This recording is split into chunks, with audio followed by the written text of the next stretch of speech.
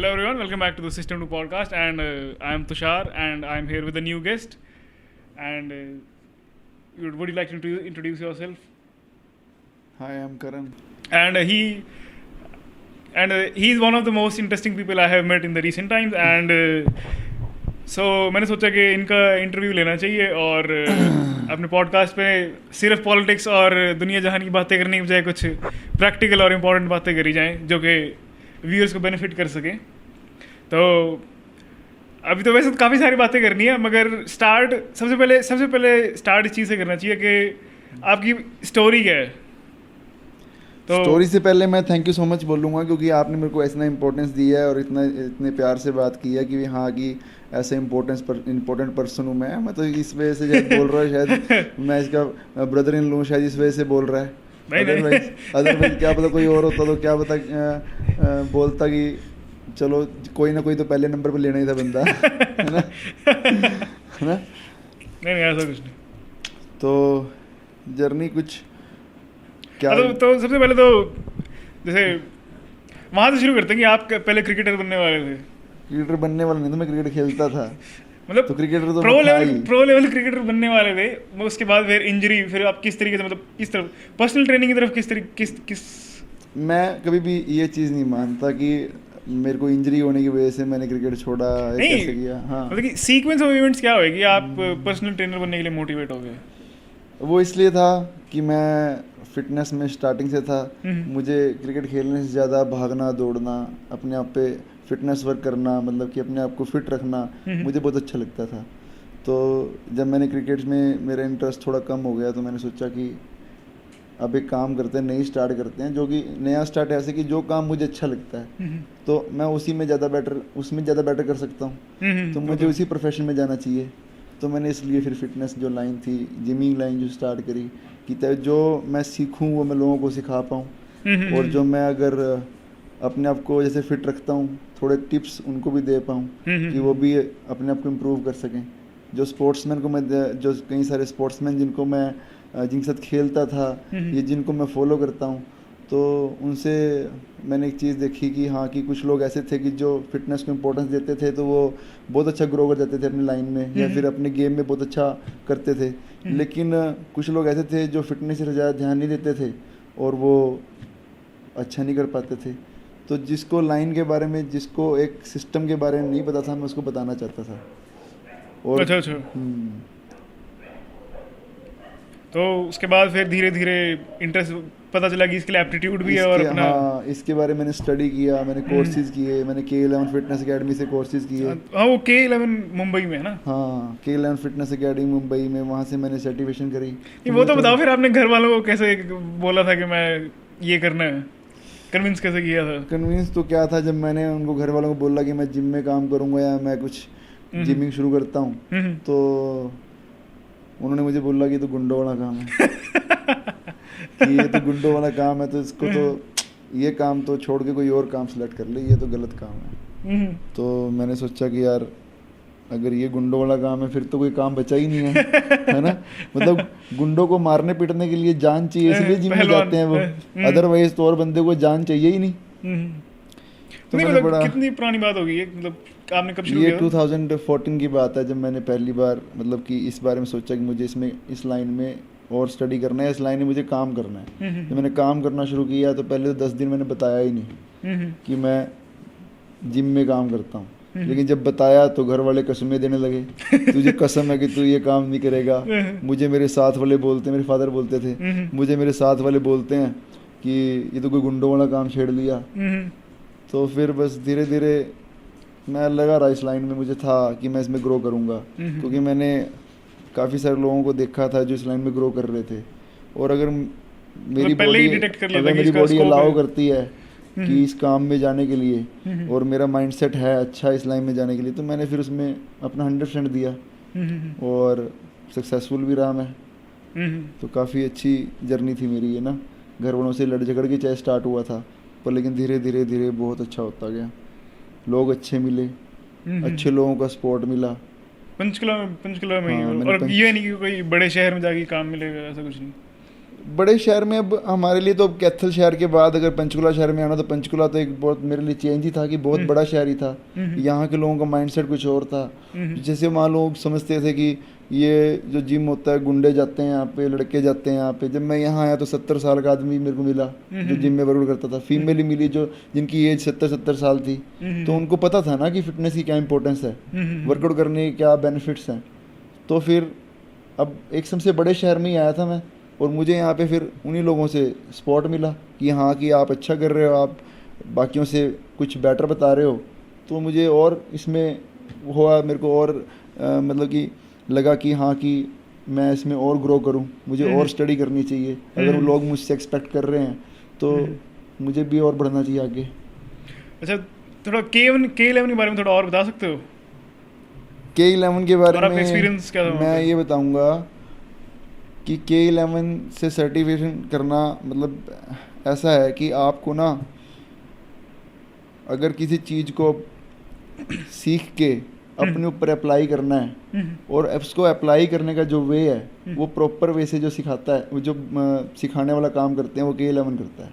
अच्छा। एक लाइन की जो भी वो लाइन बोलते हैं उसके पीछे उनके पास रीज़न होता है। ऐसे नहीं किसी ने कुछ बोल दिया और बस बोल दिया और आपने सुन लिया। मतलब पूरे सिस्टमैटिक तरीके से एक कोई भी स्टडी करवाते हैं ना तो उसको एक स्टोरी की तरह समझाते हैं। अच्छा। और प्रॉपर एक ना मतलब अच्छे एग्जांपल्स देके कि बंदा कभी भूले ही ना। और दूसरी बात ये कि वो चीज़ सिखाते हैं जो असलियत में हमारी बॉडी के साथ हो रहा है, यानी जो नेचुरल थिंग है। मतलब नेचुरल इन द सेंस मैं डाइट को लेके नहीं बोल रहा कि जो पोस्चर्स हैं हमारी बॉडी के वो कैसे होने चाहिए और हम कैसे पोस्चर में हम रहते हैं। हम रॉन्ग पोस्चर में बैठते हैं, हम खड़े होते हैं, कैसे होते हैं, वो हर एक चीज़ को डिफ़ाइन करते हैं कि आपकी लाइफस्टाइल में ये होना चाहिए, ऐसा होना चाहिए। मतलब अगर एक पर्सनल ट्रेनर को कोर्स करना है ना तो वो पर्सनल ट्रेनिंग की स्टडी तो करवाते हैं, लेकिन पर्सनल ट्रेनर को ग्रो कैसे करना है वो ये भी सिखाते हैं कि हम काउंसलिंग कैसे करनी है, हमने किस तरह से उनसे डिस्कस करना है, क्लाइंट से कैसे डिस्कस करना है, क्लाइंट के सामने क्या बिहेवियर होना चाहिए हमारा। तो ये सभी चीज़ें K11 सिखाता है। सिर्फ ये नहीं कि जो किताब में पढ़ा है बस वो सिखा के और भेज दिया कि हाँ तुम सर्टिफाइड हो गए, लेकिन काम करने का तरीका भी तो होता है ना। कुछ टिप्स होते हैं, कुछ ट्रिक्स होते हैं, कुछ पंच लाइन्स होती हैं जो हम क्लाइंट के सामने जब बोलते हैं तो क्लाइंट एकदम से मतलब कि हमारी तरफ अट्रैक्ट होता है। मतलब रियल वर्ल्ड के लिए ट्रेन करते हैं, सिर्फ थ्योरी नहीं। कि उनको पता है कि हाँ कि हम अगर किसी को ट्रेन कर रहे हैं तो उसको ट्रेन हमने ऐसे करना है कि उसको मतलब आगे जाके बेनिफिट हो, वो हर जगह पे यूज़ कर सके हमारी जो हमने सिखाया है ना उसको, मतलब वो आगे एक्सप्रेस कर सके, समझा सके, डिस्क्राइब कर सके, इजी लैंग्वेज में वो सिखाते हैं। मतलब ऐसा ना हो कि कोर्स पूरा पता चल कर लिया और उसके बाद लगा अब क्या करूं मैं। हाँ, वो फीलिंग नहीं आती। मतलब पता होता है कि अब नेक्स्ट स्टेप क्या कैसे देना है, कॉन्फिडेंस कैसे लेके आना है, क्लाइंट से वही मैं बता रहा हूँ क्या बिहेवियर होना चाहिए। तो ये सब चीज़ें हैं। अच्छा, तो अब आप अपनी पर्सनल ट्रेनर की जर्नी डिस्क्राइब करोगे। आपने किस लेवल से शुरू किया और उसके बाद फिर अब आप जिस लेवल पे हो। 8 साल हो गए ना आपको काम करते हुए? इस साल जब मैंने 2014 में इस लाइन में जब शुरू किया था तो उस टाइम जब मैं जिम में जाके जब मैंने बोला कि मुझे काम करना है, जब मैंने वहाँ के कोच से जब बात करी तो वहाँ पे चंडीगढ़ में नहीं कैथल से मैंने स्टार्ट किया था। अच्छा, कैथल से। तो जब मैंने कैथल से स्टार्ट किया और मैंने जाके जिम में जब बोला ना कि सर मुझे ना इसके बारे में सीखना है, जिम के बारे में, लोगों को ट्रेन कैसे करते हैं, मुझे ट्रेनर बनना है मतलब। तो उन्होंने बोला कि आप कभी कभी तो जिम में आते हो। विकास नाम उनका, विकास गणगस, बहुत अच्छा बंदा है वो। मतलब मैं उसको अप्रिशिएट करता हूँ क्योंकि जितना भी उसने मुझे सिखाया ना तो बहुत तगड़ा है। वो ब्लैक कार्ड कमांडो है वो। अच्छा। हाँ, और जो भी बात वो बोलते थे ना तो वो कड़क बात होती थी, ऐसे नहीं थी कि मुंह पे बोल दी और कैसे, मतलब कि वो बहुत जो बात उनके अंदर होगी ना वही की वही बाहर आएगी। और सॉलिड आदमी उसको बोलते हैं ना, वो प्रॉपर सॉलिड आदमी है। अच्छा। तो उनको जब मैंने ऐसे बोला जाके सर मुझे ना ट्रेनर बनना है, तो उन्होंने कहा यार तू कभी कभी तो जिम में आता है और तू कभी कभी जिम में आकर तू ट्रेनर वाला काम कर नहीं सकता। दूसरी बात यार हम तो यहाँ पे सारे जाट लोग हैं। हाँ, ठीक है ना, और तू पंजाबी है, पंजाबी में तो वैसे ही नहीं कोई इस लाइन में आने देता, जिम में नहीं आने देता, ट्रेनर तो बात की दूर की बात है। तो मैंने बोला कि बात ऐसे है सर कि मुझे लगता है कि मेरी जो बॉडी है ना वो इस काम के लिए बनी है, और मुझे लगता है कि मैं इस लाइन को जितना अच्छे से समझूंगा ना उतने अच्छे से मैं लोगों को समझा पाऊंगा। अगर अभी मैं शुरू से ही ऐसा नहीं है कि बस मेरे को तो बस पहुंचना ही था और सब हाँ, कुछ मेरे लिए तैयार है, मतलब हाँ हर फेज में अपना बिल्कुल बिल्कुल, मेरे को स्टार्टिंग में भी क्वेश्चंस के आंसर देने पड़े, मतलब उनके सामने मुझे ऐसे ये दिखाना पड़ा कि मेरी हाँ मोटिवेशन कि मेरी मोटिवेशन लेवल बहुत हाई है और मुझे ना अभी मुझे इस जेन्युइन काम कन्विक्शन है इसके मुझे लिए। करना ही करना है। वो कहते हैं कि मेरे पास यहाँ लड़का जो काम करता था वो 3,000 रुपये लेता था, तो भी मैं तेरे को क्या दूंगा। मैं सर पैसे बड़ी बात नहीं है, पैसे तो मैं तो मेरे फादर से मैं 5,000 6,000 10,000 ले खा लेता था मैं, लेकिन अब मुझे ये है कि मैंने खुद से अर्न करना है और खुद से अर्न करने के लिए मैं ये नहीं चाहता कि अपने फादर के ही पैसे लगवा के किसी बिजनेस में चला जाऊं, कोई काम खोल के कोई इन्वेस्टमेंट करवा दो, सारी उम्र मैं अपने पापा के नीचे दबा रहा हूँ कि मुझे भाई इन्होंने काम खोल के दिया है, अब मुझे डेली उस काम के ऊपर जाके उस काम को करते रहना है। मेरे को ये था कि मैं अपने आप क्या कर सकता हूँ, मेरी अपनी एबिलिटी क्या है। तो मैं स्पोर्ट्समैन था शुरू से, वो मुझे पता था कि मैं क्या कर सकता हूँ। वैसे ही मैं अगर मेरे को थोड़ा बहुत ग्राउंड में नॉलेज होती थी मैं वो भी डिस्क्राइब कर देता था। तो इस तरह से मैं चाहता हूँ कि अब मुझे भी इसमें मतलब प्रॉपर नॉलेज लेनी है ताकि मैं खुद भी फिट रहूँ और लोगों को भी फिट कर सकूँ। तो उन्होंने बोला कि 3,000 सैलरी होती है, तो मैं आपको कह दूँगा कुछ न मत दो, आप मुझे कुछ मत दो, आप मुझे सिर्फ सिखाओ, मुझे तो सीखने में मुझे इंटरेस्ट सीखना है। है। वही ये उसकी असली हाँ, वैल्यू है। मैं ये यहाँ पे पैसे लेने के लिए नहीं आया मैं कि आप मुझे बोल रहे हो मैं आपको क्या दूंगा, मुझे पैसे का कोई वो नहीं है। पैसे तो अगर मैं इस काम में अच्छा करूँगा ऑटोमेटिकली आएंगे। तो मुझे क्या करना है, मुझे सिर्फ सीखना है। और अगर आप सीखने के लिए से पहले की बात है बाद की बात है? K11 से पहले की बात है। अच्छा। जब मैंने बिल्कुल जीरो से जब मैं जीरो से कैथल में जब मैंने सोचा था कि मैं जिम के काम में जाऊंगा और जिम का काम सीखूंगा, तब की बात है ये। अच्छा। तो मैंने कहा अब ये बताओ, मैं उनको ये बोला कि सर आप मुझे बताओ कि सीखने का मुझे आपको क्या देना है। तो वो इस बात पे हंस पड़े, कहते कि चलो ठीक है। तो उन्होंने ना मुझे पहले दिन क्या काम दिया, उन्होंने मुझे ना जिम के लॉक की चाबी दे दी मुझे और मुझे बोला कि कल सुबह 4 बजे जिम खोलना है, सबसे पहला काम ये है, और 9 बजे बंद करना है। सुबह शाम को 4 बजे खोलना है, रात को 9 बजे बंद करना है, ये तेरा काम है। मैं जैसे आप कहोगे वैसे करूँगा। उस दिन से पहले मैं रात को जब घर जाता था ना, बेड पे जाके जंप मार के सो जाता था मतलब, लेकिन उस दिन रात को मुझे नींद ही नहीं आई। एक्साइटमेंट। हाँ कि मेरे पास रिस्पॉन्सिबिलिटी थी ना मुझे। उन्होंने बोला कि चाबी एक ही है और ये चाबी से ही लॉक खुलेगा, अभी चाबी तेरे पास है, और अगर तूने जिम नहीं खोला तो मैं उसके बाद तेरे घर आऊँगा और तेरे को वहाँ से उठा के लेके जाऊँगा, और वो बात अच्छी नहीं होगी और मुझसे आगे कुछ एक्सपेक्ट मत करियो कि मुझे कुछ सिखाएंगे या नहीं सिखाएंगे। तो इस चक्कर में सोया ही नहीं। हाँ, तो सुबह जाके मैंने जिम खोला, जिम में जाके फिर मेरे लोग आए, चाहे जिम में जाके मैं वही टेबल के ऊपर सिर रख के सो गया, मैं किया कुछ नहीं, मैंने किसी को सिखाया कुछ नहीं। पर लेकिन पहले 3-4 दिन ऐसे ही चला कि लोग आते थे, वर्कआउट करके चले जाते थे और मैं 9 बजे बंद कर देता था। उसके बाद धीरे धीरे 5-6 महीने मैंने वहाँ जॉब करी, तो मैं सीखने लगा, अपने ऊपर काम किया, वर्कआउट भी किया, मैंने खुद भी अच्छा वर्कआउट होने लगा। सर ने मुझे जितनी उनको स्किल्स थी उनकी वर्कआउट जो उन्होंने सिखाया था, जो उन्होंने मुझे वर्कआउट सिखाया था वो मैं अप्लाई करता गया अपने ऊपर, लोगों को भी सिखाता गया। फिर मुझे लगा 5-6 महीने बाद कि मुझे ना और अच्छा सीखना पड़ेगा, कुछ और अच्छा सीखने के लिए मुझे बाहर निकलना पड़ेगा। फिर मैंने घर बोला कि मुझे बाहर जॉब करनी है, घर वालों ने फिर मना कर दिया। क्यों तू यार हमारे को परेशान कर रहा है, तेरे को यार काम खोल के दे देते हैं, तू काम कर ले, तेरे को बजरी रहते काम करवा देते वो कर ले, तेरे को कपड़ों की शॉप पे जाके बैठ जा, 1-2 दिन काम सीख, 2 महीने काम सीखेगा कपड़ों का, वो कपड़ों की दुकान खोल के रख देंगे, वो पे तू बैठ जाइयो। ये क्या किस चक्कर में फंसा हुआ है। तो उनको पता ही नहीं था ना कि इसकी इम्पोर्टेंस क्या है, आगे ग्रोथ क्या है।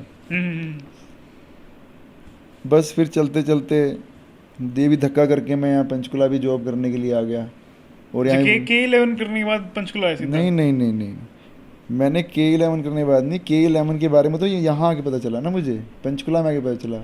अच्छा, कैथल से पंचकुला है? हाँ, फिर पंचकुला से पंचकुला में 5-6 महीने जॉब करने के बाद मुझे पता चला कि इस लाइन में कोर्सेज होते हैं और वो कोर्सेज करने पड़ेंगे। अच्छा, मतलब पहले तो आइडिया भी नहीं था इस चीज का, बस ये था कि भाई मेरे को करना है, मेरे को पता नहीं इसमें है क्या। मैं घुस गया बस।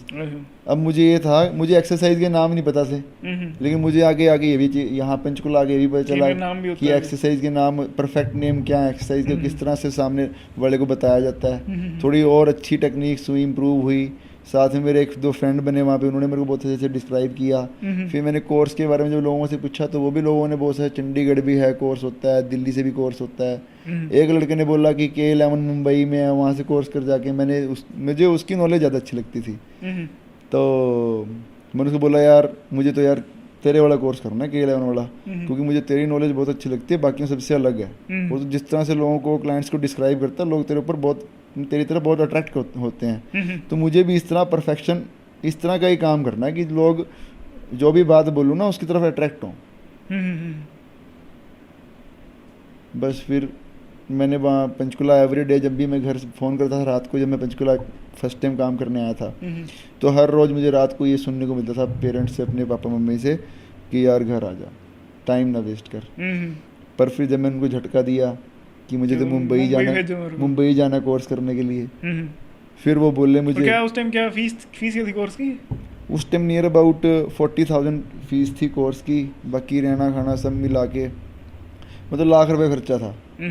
तो मैंने बोला घर वालों को जाके, और मतलब कंटेक्स्ट के लिए उस टाइम पे कुछ खास, जैसे आजकल तो थोड़ा पर्सनल ट्रेनर फिर भी थोड़ा पॉपुलर हो गया, मगर उस टाइम इतना ट्रेंड बना नहीं था इसका, मतलब ये शुरू ही हो रहा था। हाँ, उस टाइम तो लोगों को भी, मतलब अब तो जैसे हम देखें तो छोटे शहरों में, यानी कैथल में अगर हम देखते हैं तो कैथल में भी अच्छे अच्छे जिम खुल गए, लोगों को फिटनेस के बारे में पता चल गया। फीमेल्स मेल्स सबके सब इकट्ठे वर्कआउट करते हैं। पहले तो फीमेल मेल छोड़ो, लड़के ही जाते थे उस टाइम जिम में, मतलब कि आपको मिडिल एज के लोग तो मिलेंगे ही नहीं, यानी कि 30 साल से नीचे के लोग मिलेंगे जिम में, उसके अलावा तो लोग मिलते नहीं थे। अब वहाँ पे भी ग्रोथ है, वहाँ भी लोग इन्वेस्ट कर रहे हैं, अच्छे जिम्स बना रहे हैं। तो मतलब उस टाइम में मतलब कि जो आसपास कोई एग्जांपल नहीं है कि जो जिसको पेरेंट्स तो दिखा के कैसे ये कर रहा है, कोई मेरे पास कोई बंदा नहीं था जिसको मैं दिखा सकूं, पापा ये काम कर, पर्सनल ट्रेनर है और इतनी अच्छी अर्निंग कर रहा है। और ऐसे उस टाइम भी मैं ही साथ चाहता था कि मैं सोचता था कि मेरी उस टाइम सैलरी यहाँ पे जब पंचकुला में काम किया तो मेरे को 8,000 मिले थे। तो मैं सोचता कि 20-25 हज़ार रुपये पर्सनल ट्रेनिंग में आने के बाद सैलरी तो कितना बढ़िया हो जाएगा ना काम। लेकिन मुझे नहीं पता था कि भी हाँ ये लाइन और भी बहुत कुछ है, मतलब मुझे पता ही नहीं था इस बारे में कि इतनी अर्निंग होती है। तो चलो अर्निंग तो बाद की बात है, पर पहले मेरे को लगता इतना काम होता है इसमें। तो मैंने जब बोला कि मैंने मुंबई के लिए सर्टिफिकेशन करनी है, मुंबई जाके K11 सर्टिफिकेशन करनी है, तो फिर रोड़ा पड़ गया। मुंबई तो हम घूमने भी नहीं गए, तू कहता कि मैंने वहाँ पे सर्टिफिकेशन करनी है। तो बस ऐसे ही चलता रहा। फिर मुंबई में आप बता रहे थे कि एक अच्छा टीचर था जो आपको उठा भी देता था, जब क्लास में जाते समझा भी देता था। जब मैं वहाँ मुंबई गया तो वहाँ जब मेरा पहला लेक्चर था वो डॉक्टर ताहिर ने लिया था। तो डॉक्टर ताहिर जो हैं वो मतलब कि बहुत अच्छे टीचर हैं, वो जो भी समझाते हैं उनके समझाने का वे ही बहुत अलग है। मतलब कि बंदा ना, मतलब जिस बंदे ने कभी आज तक स्टडी में इंटरेस्ट नहीं दिखाया ना, वो कभी आँख ही नहीं बीचता उनके लेक्चर में जाके। तो जब मैंने उनकी पहली क्लास लगाई ना, तो उन्होंने क्या किया कि मतलब 206 हड्डियों के नाम गिना दिए। वो जो नाम गिनाए, ये फीमर, ये ह्यूमर, तो मतलब मैं बुखला गया यार, ये 206 हड्डियों के नाम कैसे याद होंगे। ये टीबिया ऐसे बोल दिए, पटेला, मैं सोचूं यार ये याद कैसे होंगे। डॉक्टरी पढ़ाई हुई हाँ, ये कार्पल, ये मेटाकार्पल, मैंने कहा यार ये कैसे होगा, मतलब समझ ही नहीं आ रहा था कि याद कैसे होंगे। आज तक तो मैंने कभी कोई इतना सीरियस लिया ही नहीं किसी चीज़ को याद करने में। मेरे तो भाई यहाँ से गए सारे, ऊपर से गए। फिर मैंने सोचा कि यार ये तो ना डिस्कस सर से जाके करना पड़ेगा इस बारे में, क्योंकि सर ने तो बोल दिया कि कल आके मैं आपसे पूछूंगा ना, आपको याद करके आना।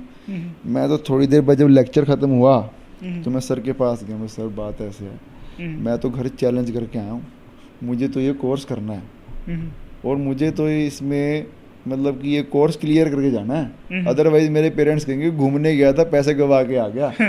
तो अब आप बताओ ये कोर्स कैसे करवाओगे? सर्वाइवल की बात है ये। हाँ, मेरे लिए तो चैलेंज हो रखा है। और आपने जो 206 हड्डियों के नाम बोले हैं ना, मेरे तो ऊपर से चले गए सारे। फिर उन्होंने मुझे बोला, मतलब मैंने आज तक ज़िंदगी में ऐसा कोई बंदा देखा नहीं था जिसने मेरे को ऐसी बात बोली। कहते करण, सुबह 7 बजे आपका लेक्चर होता है, आप उससे आधा घंटा पहले आके मेरे पास बैठोगे और जो मैंने लास्ट डे समझाया था वो सब आप यहाँ पे आके मुझे दोबारा से रिपीट करूँगा आपके सामने, और पढ़ने का तरीका बताऊँगा। आपकी जिस रूम में आप सोते हो वहाँ पे बोर्ड है पीछे ना, तो वहाँ पे आपने क्या करना है, एवरी डे में 5 से 10 जो बोन्स के नाम है वो लिखने हैं आपने, और लिखते लिखते आप 206 हड्डियों के नाम याद हो जाएंगे, आपको पता भी नहीं चलेगा। और हम जो आगे से बात करेंगे ना, वो मैं आपसे कभी बात नॉर्मल वे में नहीं करूँगा, साइंटिफिक वे में ही बात करूँगा। मैं आपसे क्वेश्चन पूछता रहूँगा कि आपकी टीबिया कहाँ है, आपकी फीमर बोन कहाँ है, आपका मतलब कि ये रिब केज में कितनी हड्डियाँ होती हैं, ये और मतलब इस तरह के बारे में, फिर और ये कार्पल कौन सी होती है, मेटाकार्पल कौन सी होती हैं। तो उन्होंने मुझे क्विज लेते रहूँगा अभी लगातार। हाँ, तो जिस तरह से उन्होंने मेरे को मतलब कि आधा घंटा जो पहले बुलाना शुरू किया है ना, वो मेरे लिए इतना सपोर्टिव था, इतना इम्पोर्टेंट था मेरे लिए कि मतलब मेरे लिए इतना हेल्पफुल रहा वो। मतलब मैं कोर्स कर गया पूरा, जिसमें मतलब और भी टीचर थे, अभिजीत काकड़ थे वहाँ पे, विनुता मैडम थे, तो वो भी बहुत अच्छा मतलब करवाते थे, वो भी मेरे को बहुत सपोर्ट करते थे वहाँ पे। मैं मतलब उनकी वो स्टोरी थोड़ी ज़्यादा खास थी ना, तो हाँ तभी उसको तो मतलब उन्होंने मतलब कमाल मान गया कि बंदा ना सुबह सुबह जब सेकंड डे जब उन्होंने बोला कि आप सुबह 7 बजे आओगे और 7 बजे से आधा घंटा पहले आओगे, तो मैं तो फिर भी सोया पड़ा था, मैं भूल गया कि मुझे उठना है और मुझे 7 बजे से पहले आधा घंटा पहले पहुँचना है। ताहिर सर ने 6:15 पे रूम पे आके और नॉक किया और आए, कहते करण उठे नहीं अभी तक तुम, 6:30 बजे तो तुमने क्लास में आना है। मैं तो जैसे कि भगवान नहीं उतर के आ गया ऊपर से, भाई हाथ पकड़ के सारे काम करवा रहा है। तो इस तरह से बस फिर उन्होंने, उसके बाद फिर अब K11 पूरा हो गया, उसके बाद फिर आपकी अब रेपुटेशन बन गई चंडीगढ़ में आते ही। चंडीगढ़ में क्या आते रेपुटेशन बन गई थी, रेपुटेशन तो वहीं की वहीं थी, क्योंकि उन्होंने तो स्टडी करवाया था, ठीक है ना। अब स्टडी करवा के अप्लाई करने के बाद ही लोगों को पता चले तभी वैल्यू बनेगी ना। जब तक आप लोगों को बताओगे नहीं कि मैं क्या पढ़ के आया हूँ, या लोगों को उसमें सिखाओगे नहीं जो सीख के आए हो, तो फिर आपको कौन पूछेगा, है ना। तो मतलब जो आपने लर्न किया है वो अप्लाई भी तो करना पड़ेगा। तो इस तरह से फिर मैंने लोगों के सामने वो डिस्क्राइब करना शुरू किया। मतलब वहाँ मुंबई से फिर चंडीगढ़ वापस आए? मैंने मुंबई से चंडीगढ़ आया, क्योंकि मेरे को ना 1-2 लोगों ने बोला कि आपके यहाँ पे ना बहुत अच्छे रिव्यूज़ हैं, बहुत अच्छे मतलब अच्छे लोग हैं जो आपको मतलब वो कहते हैं कि करण भी थोड़ा टाइम के लिए आया था, वो ट्रेनर कहाँ गया, जबकि मुझे नॉलेज नहीं थी, पर लेकिन मेरी बॉन्डिंग बहुत अच्छी थी लोगों के साथ। और मुझे अगर लोग मुझे इंपॉर्टेंस दे रहे थे तो मेरे को भी था भी यार मैं वहीं जाके काम करूँ जहाँ लोग मुझे जानते हैं, और मैं वहाँ पे, तो इसलिए मैंने फिर सोचा कि मैं अपना पंचकुला ही ज्वाइन करता हूँ सेम। लेकिन मैंने जिम चेंज किया, मैं पहले बर्न जिम में था, फिर मैंने प्लेटिनम में किया, लेकिन मुझे सैलरी वही 8 से 12 हज़ार ही मिली। तो मेरे फादर फिर बोले लाख रुपए खर्च के 12,000, 8 से 12 हज़ार रुपये आ गया था। 15,000 तो हम नौकर को देता हूँ भी, जो से अपनी फार्मिंग भी में हेल्प करता है, बंदा रखा हुआ मैंने, उसको देता हूँ मैं। तो 15,000 तो मैं उसको देता हूँ भी, तूने क्या एक्स्ट्रा कर लिया। तो बस फिर उसके बाद फिर अपना धीरे धीरे पर्सनल ट्रेनर, मतलब लोगों ने as a personal trainer hire करना शुरू किया। तो उसका प्रोसेस कैसे था? उसका प्रोसेस ऐसा था कि जब मुझे जिम ने बोला कि पहले आपने क्या करना है, आप ना पहले लोगों में इन्वॉल्व हो जाओ, आप लोगों को बताओ कि आप लोगों को बताओ कि आपके अंदर क्या एबिलिटीज़ हैं। तो आप लोगों में इंट्रोड्यूस होंगे तभी हो पाओगे। अगर आप जनरल ट्रेनिंग में आओगे पहले, तो आप पहले 5-6 महीने जनरल ट्रेनिंग में रहो, लोगों को आपके बारे में पता चलेगा, तो उसके बाद आपसे लोग पर्सनल ट्रेनिंग लेंगे। तो मैंने कहा हाँ ये बात भी ठीक है, डायरेक्टली पर्सनल ट्रेनिंग में आके भी कोई बेनिफिट नहीं, जब लोगों को आपके बारे में पता ही नहीं तो पर्सनल ट्रेनिंग कौन लेगा। तो ऐसे ही मैं मतलब कि काम करता गया, लोगों को मेरे बारे में पता चलता गया। मैंने वही काम किया जो मुझे सिखाया गया था। K11 ने जो मुझे कहा कि कैसे एक बिगनर को कैसे ट्रेन करना है, एक एडवांस लेवल वाले बंदे को कैसे ट्रेन करना है, तो मैंने वही वे में गया। मैंने अपनी कुछ माइंडसेट नहीं किया, अभी मैं K11 से स्टडी करके उसके बाद मैं अपनी मर्जी से कुछ भी करवा रहा हूँ लोगों को, नहीं। जो जो उनकी प्रॉब्लम्स थी, उनकी मसल में स्टिफनेस कहाँ कहाँ है, उसके ऊपर काम करने के बाद मैंने उनको वर्कआउट स्टार्ट करवाया। वही उसके बारे में हम डिस्कस करेंगे कि आपकी अप्रोच क्या है ट्रेनिंग को लेके। तो फिर उसके बाद तो बस धीरे धीरे लोगों को चला। किस ईयर पे आपको जाके लगा कि भाई हाँ 2016 में, जब 2015 में मैंने अपना जनरल ट्रेनिंग में जब प्लैटिनम ज्वाइन किया था ईयर एंड पे, तो उसके 6 महीने के बाद मुझे फिर मैनेजमेंट ने बोला, जिम मैनेजमेंट ने बोला कि अब आप एक काम करो, आप पर्सनल ट्रेनिंग में आ जाओ, क्योंकि आपके पास वो लोग भी जा रहे हैं जो लोगों से पर्सनल ट्रेनिंग लेते हैं, वो भी आपके पास जा रहे हैं। तो मतलब इस वजह से मतलब वो सोचता है ना, थोड़ा बिजनेस माइंड भी होता है कि हाँ कि इससे वो बंदा भी जो ट्रेनिंग ले सकता है वो बंदा भी जनरल ट्रेनिंग में जाके ही पूछ रहा है, तो बिजनेस इससे ख़राब होता है पर्सनल ट्रेनिंग का। तो बल्कि आपको भी ग्रो करना है, आप भी उस नॉलेज की वैल्यू रखो तो ज़्यादा बढ़िया रहेगा।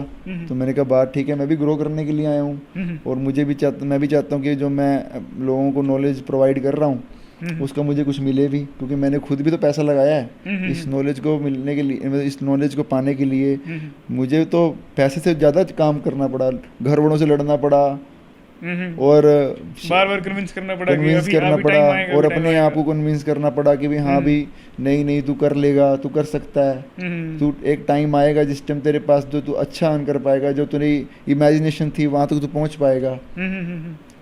बस फिर एक दिन ऐसा आया और मैंने उस अपॉर्चुनिटी को फिर वो कर लिया, कैप्चर कर लिया कि मैंने तो पहला क्लाइंट कैसे लैंड किया आपने? पहला क्लाइंट तो ऐसा था कि जिस टाइम मैं आया तो मुझे जिम मैनेजमेंट ने ये बोला कि ऐसा कि अब आप कल से पर्सनल ट्रेनिंग में हो। अच्छा, ठीक है, कुछ दिन आप एक काम करो, कुछ दिन आप पर्सनल ट्रेनिंग में, साथ साथ कुछ क्लाइंट्स आपको मिलते रहेंगे धीरे धीरे, आप पर्सनल ट्रेनिंग में भी रहो और आप जनरल ट्रेनिंग में भी रहो, बिल्कुल ऐसे छोड़ो मत। तो मैंने कहा नहीं सर, अगर मेरे पास ये अपॉर्चुनिटी आई है ना पर्सनल ट्रेनिंग मैंने की, तो मैं प्रॉपर पर्सनल ट्रेनिंग में ही आऊँगा, फिर मैं ये काम नहीं करूँगा किसी को मैं पैसे लेके काम कर रहा हूँ, किसी को मैं फ्री में दे रहा हूँ। अगर मैं पैसे लेके काम कर रहा हूँ, मैं पैसे लेके ही काम करूँगा, क्योंकि मेरा प्रोफेशन ही अभी यही है कि मैं पर्सनल ट्रेनर ही हूँ मैं, तो मुझे फिर दोनों तरफ थोड़ी ना झुकना, दोनों तरफ थोड़ी काम करूँगा मैं। तो मैंने बाहर आते ही ऐसे ही मेरे क्लाइंट आए तो उन्होंने मुझसे पूछा करण भी ऐसे ऐसे वर्कआउट, मैंने कहा हाँ सर बिल्कुल। तो वर्कआउट कराने के बाद मैंने उनको ये बोल दिया कि सर मैं ना कल से एज ए पर्सनल ट्रेनर ही काम करूँगा। तो वो बोले कहते उसमें क्या करना पड़ेगा? सर उसके लिए आपको पे करना पड़ेगा। अब तक तो मैं जिम से सैलरी ले रहा था, लेकिन अब ये मेरा अपना पर्सनल बिजनेस बन गया, तो अब जितना मैं चार्ज करूँगा उसके बाद ही, वो चार्जेस लेने के बाद ही मैं आपको ट्रेनिंग दे सकता हूँ, अदरवाइज मैं नहीं दे सकता। क्योंकि मुझे अब जो है कि अब अपनी पर्सनल अर्निंग करनी है, ठीक है ना, मुझे जिम से सैलरी नहीं लेनी, ठीक है ना। तो वो बोले कि कोई बात नहीं करन, कहता है ऐसा कि मेरे को 2 महीने आपसे वर्कआउट करने के बाद बहुत अच्छा लगा, और अगर मान लो कि वो पेमेंट अभी करनी है तो मैं अभी देने के लिए तैयार हूँ। अच्छा, उन्होंने मुझे बोला कहते ये मेरा लॉकर नंबर है, यहाँ से मेरा अपने आप ही वॉलेट पर निकाल लो और जो भी तुम्हारी पेमेंट है स्वाइप करवा लो। अच्छा, हाँ, कि मुझे तो कल से ऐसा ना हो कि कल से तू आए और मुझे बोल रहा कि सर पेमेंट करो और तभी मैं आपको ट्रेन करूँ। अभी भाई कल तो छोड़, अभी पेमेंट कर ले। इतना कॉन्फिडेंस मतलब उस बंदे ने जब किया तो मेरी तो छाती चौड़ी हो गई कि यार भी हाँ कि हम इस लायक थे, मतलब कि इतने ज़्यादा मेरे को वैल्यूएबल समझते हैं। हाँ, इतना ज़्यादा उन्होंने मेरे को वैल्यू दी। तो जो भी मेरी पेमेंट थी उन्होंने साथ साथ कर दी। वो मेरे पहले क्लाइंट बने और वो मतलब क्लाइंट ही बने और मेरे बहुत अच्छे, मतलब कि अभी तक भी अगर हम मिलते हैं तो बहुत अच्छे से मिलते हैं। मैंने आज तक अभी से रिलेशन ख़राब नहीं किया कभी इससे, कोई मुझसे पीटी ले रहा है या नहीं ले रहा, तो मैं इसके ऊपर नहीं होता कि मैं कोई मुझे पीटी लेगा तभी मैं उससे डिस्कशन करूंगा, उससे प्यार से बात करूंगा, उससे अच्छे से बात करूंगा। नहीं, अगर वो मुझसे काम कर रहा है, मेरे साथ काम कर रहा है या नहीं कर रहा, लेकिन मुझे उसके साथ अच्छा एक बिहेवियर रखना है। ये मेरा सबसे पहला ये है, मेरा मतलब कि जो इम्पोर्टेंट जो चीज़ है ना मेरे लिए वो ये है। पैसा के बाद की बात है, पहला वो चीज़ है कि सामने वाला मेरे से किसी तरह से गुस्सा हो के ना जाए मेरे पास से कि यार जब तक इसके साथ काम कर रहे थे, पैसे दे रहे तब तक तो ठीक था, अदरवाइज उसके बाद कुछ नहीं। मेरे क्लाइंट आज तक भी, वो 2016 है, आज 2022 आ चुका है, आज तक भी मेरा पहला क्लाइंट भी मेरे से आके कुछ पूछता है ना तो मैं उसको प्रॉपर वे में डिस्क्राइब करता हूँ, चाहे वो मुझसे ट्रेनिंग ले रहा है नहीं ले रहा। मैंने कभी ये नहीं सोचा कि ये मुझसे ट्रेनिंग लेता था, अब जब भी मुझसे ट्रेनिंग लेगा तभी जाके मैं उसको ट्रीट करूँगा, अदरवाइज नहीं करूँगा। मैं उतने ही अच्छे से उसको बताता हूँ जितने अच्छे से मेरी लाइव ट्रेनिंग जो चल रही है उनको बताता हूँ। बस सिर्फ यही होता है कि मैं उसके ऊपर हर टाइम मतलब सिर के ऊपर नहीं खड़ा हो सकता, हर टाइम मैं उसको इन्वॉल्व नहीं हो सकता उसके साथ ना, मैं कि हर टाइम मैं उसके साथ खड़ा रहूँ, तो वो भी एक अलग चीज़ हो जाती है, वो भी थोड़ा बिजनेस के लिए ठीक नहीं है। या फिर जहाँ आप काम करते हो उनको थोड़ा अलग लगता है यार ये कहीं, तो ये तो अप्रोच है इसको तो अभी करेंगे डिस्कस थोड़ा हम आपके उसको। अच्छा, फिर उसके बाद फिर फैमिली पहली बार कब वो रिलैक्स हुई? फैमिली ऐसी हुई जब मैंने पहली बार जब सैलरी आई मेरी, जैसे फर्स्ट मंथ पर्सनल ट्रेनिंग की सैलरी आई, तो पर्सनल ट्रेनिंग में ऐसा था कि पहले मंथ में मेरे को 12% ट्रेनिंग मिल गई थी। अच्छा। हाँ, और जो मेरा इंसेंटिव बनता था उसमें से जो मुझे मिलना था वो मुझे मिला 60,000 रुपीज़। पहले मंथ की मेरी जो अर्निंग थी वो 60,000 रुपये थी। तो 12 से 60 सीधा 5 टाइम्स हो गई। हाँ, तो घर वाले हैरान हो गए, क्या हो गया? जब मेरे पास पैसे आए हाँ। और मैंने उस वीकेंड घर गया मैं और मैंने पापा को जाके वो पैसे पकड़ाए, तो मतलब चेक था मेरे पास ना, तो सर ने मुझे चेक दिया, तो मैंने वो चेक पकड़ाया तो पापा को बिलीव ही ना हो, वो मुझे ये बोलने के थे यार कुछ ना तो यार सट्टा सुट्टा खेला होगा तुमने, कुछ ना कुछ गड़बड़ी करी होगी, कोई चोरी चकारी तो नहीं करके आया भी यार, कोई सैलरी की भी दुगनी हो जाती है, चल यार तिगनी हो जाती है, ऐसे थोड़ी ना यार 5 गुना हो जाएगी, ये थोड़ी ना कोई आ जाएगा कहीं से उठ के।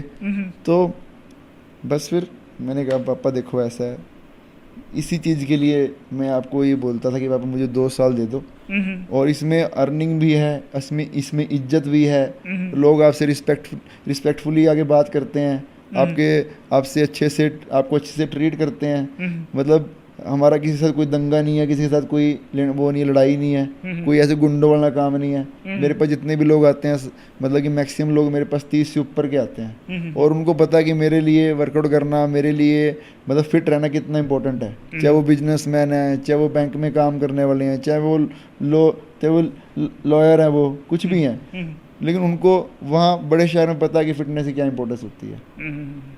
तो इस तरह से फिर बल्कि मैंने अपने मैनेजर से भी बात करवाई पापा को कि भी हाँ ये बता दो इनको भी मेरी सैलरी है, ये मेरी सैलरी है, ये कोई सट्टा नहीं है, हाँ ये सट्टा नहीं है, मैं जिम से कमा भी मैंने कमाए हैं पैसे।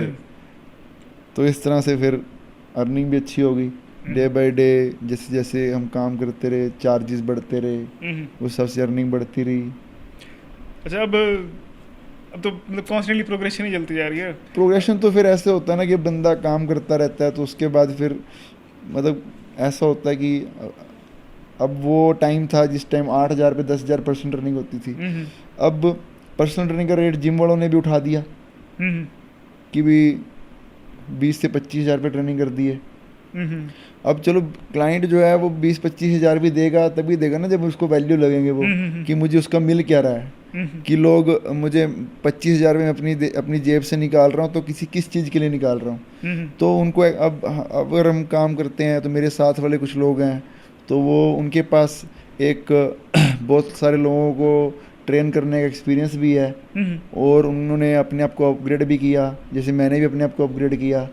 तो मैंने भी मतलब यही किया कि जाके अपने नॉलेज को थोड़ा और बढ़ाया, थोड़ा और स्टडी किया, 1-2 कोर्सेज और भी किए, ताकि मुझे फ्यूचर में मतलब जो नई स्टडीज़ आ रही हैं, जो नई साइंटिफिक रीज़न्स आ रहे हैं कि हर चीज़ के पीछे क्या रीज़न है, जब वो क्योंकि साइंस है, ये स्टडी करते रहेंगे, बदलती रहेगी, एवरीडे नई साइंस, नया रिसर्च होता रहेगा। अगर आप वही 5-6 साल पहले पढ़ा हुआ मतलब अप्लाई करते रहोगे तो आउटडेट हो जाते हो, है ना। तो अब जो है, अब इस टाइम क्या चल रहा है, रिसेंटली क्या चल रहा है, और तो उसके बारे में आपको स्टडी करना पड़ता है। उसके ऊपर अभी हम आते हैं, वो आपकी जो अप्रोच है और किस तरीके से आप अपने कंडक्ट करते हो। बस मेरे को इसी आपकी स्टोरी में बस 2 चीज़ें और कवर करनी है। एक तो लॉकडाउन में कैसे किया, और लॉकडाउन के बाद कैसे, लॉकडाउन में आप कैसे, लॉकडाउन जब जिम्स तो बंद हो गए थे, फिर उस टाइम में आप कैसे वो कर रहे थे, और फिर आपके सोशल मीडिया को कैसे यूज़ कर रहे हो आप वो।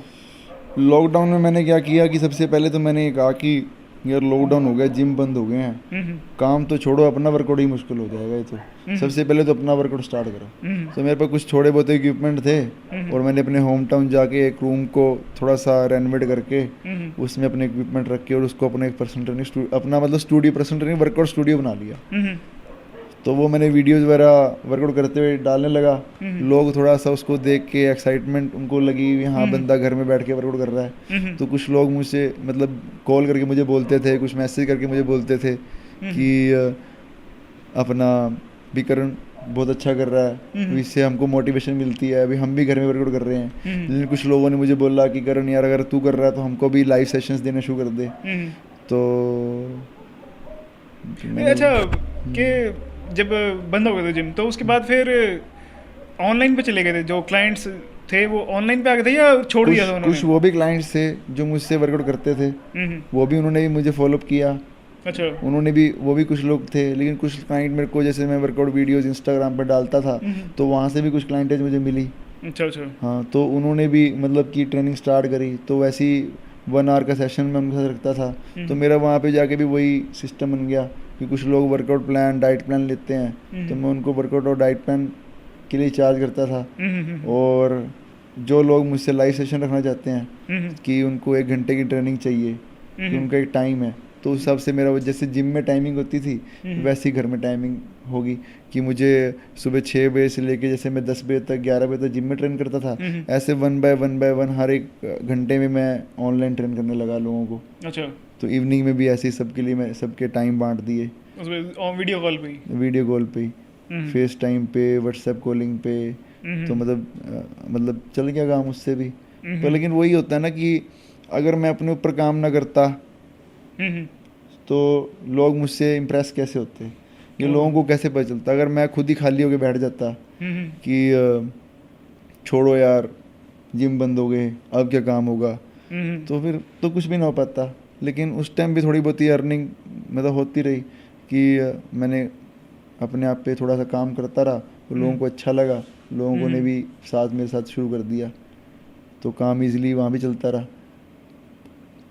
तो जो अभी तक जो मतलब मैं जो लेसन्स गैदर कर पाया हूँ वो एक तो ये है कि अपना काम पे ध्यान दो, खुद की इम्प्रूवमेंट पे ध्यान दो, पैसे वगैरह ये सारी फालतू डिस्ट्रैक्शन में पड़ने की ज़रूरत नहीं है। और दूसरा ये कि अपना स्ट्रगल तो होगी, यूँ नहीं है कि सब कुछ अपना स्ट्रगल तो आपको थाली में करना ही मिल पड़ेगा, जाएगा। ये तो है ही है। अब लॉकडाउन में बात आपने बोली, लॉकडाउन की बात बोली कि लॉकडाउन में तो यार अगर कुछ लोग ऐसे भी थे, ट्रेनर्स के घर नहीं चल रहे थे, खाली बैठे थे बेचारे, मतलब कि पैसे बिल्कुल ख़त्म हो गए थे, कईयों के फ़ोन आते थे, मेरे पास ही फ़ोन आते थे, करण सर पैसे ख़त्म हो गए हैं, कुछ ना कुछ करो। तो मैं उनको ये बोलता था कई बार, तो जो लोग कर सकते थे उनको मैं बोलता था यार मैं भी काम ही कर रहा हूँ, अगर मैं छोड़ के बैठ जाता तो मेरे को भी मांगने पड़ते इधर से पैसे, और अगर मान लो कि मैं काम कर रहा हूँ तो तुम भी कर सकते हो। तुम ये सोच के बैठ जाओ कि यार चैलेंजेस आएंगे, उसको अडैप्ट करना पड़ता है। हाँ, तो वो तो है ही है, अगर जो चैलेंज होगा उसे एक्सेप्ट करके आपको साथ काम करने पड़ेगा। अब मुझे उस टाइम मेरे पेरेंट्स हर रोज़ रात को बोलते थे कि तू गलत काम कर रहा है, कोई और काम कर ले, हमको लोग बोलते हैं यहाँ पे गलत लड़का लाइन में डाल दिया, लेकिन मैं उनसे लड़ता रहा। अगर आपको पता है कि आप सही काम कर रहे हो तो उससे फिर आपको बेनिफिट होगा ही होगा।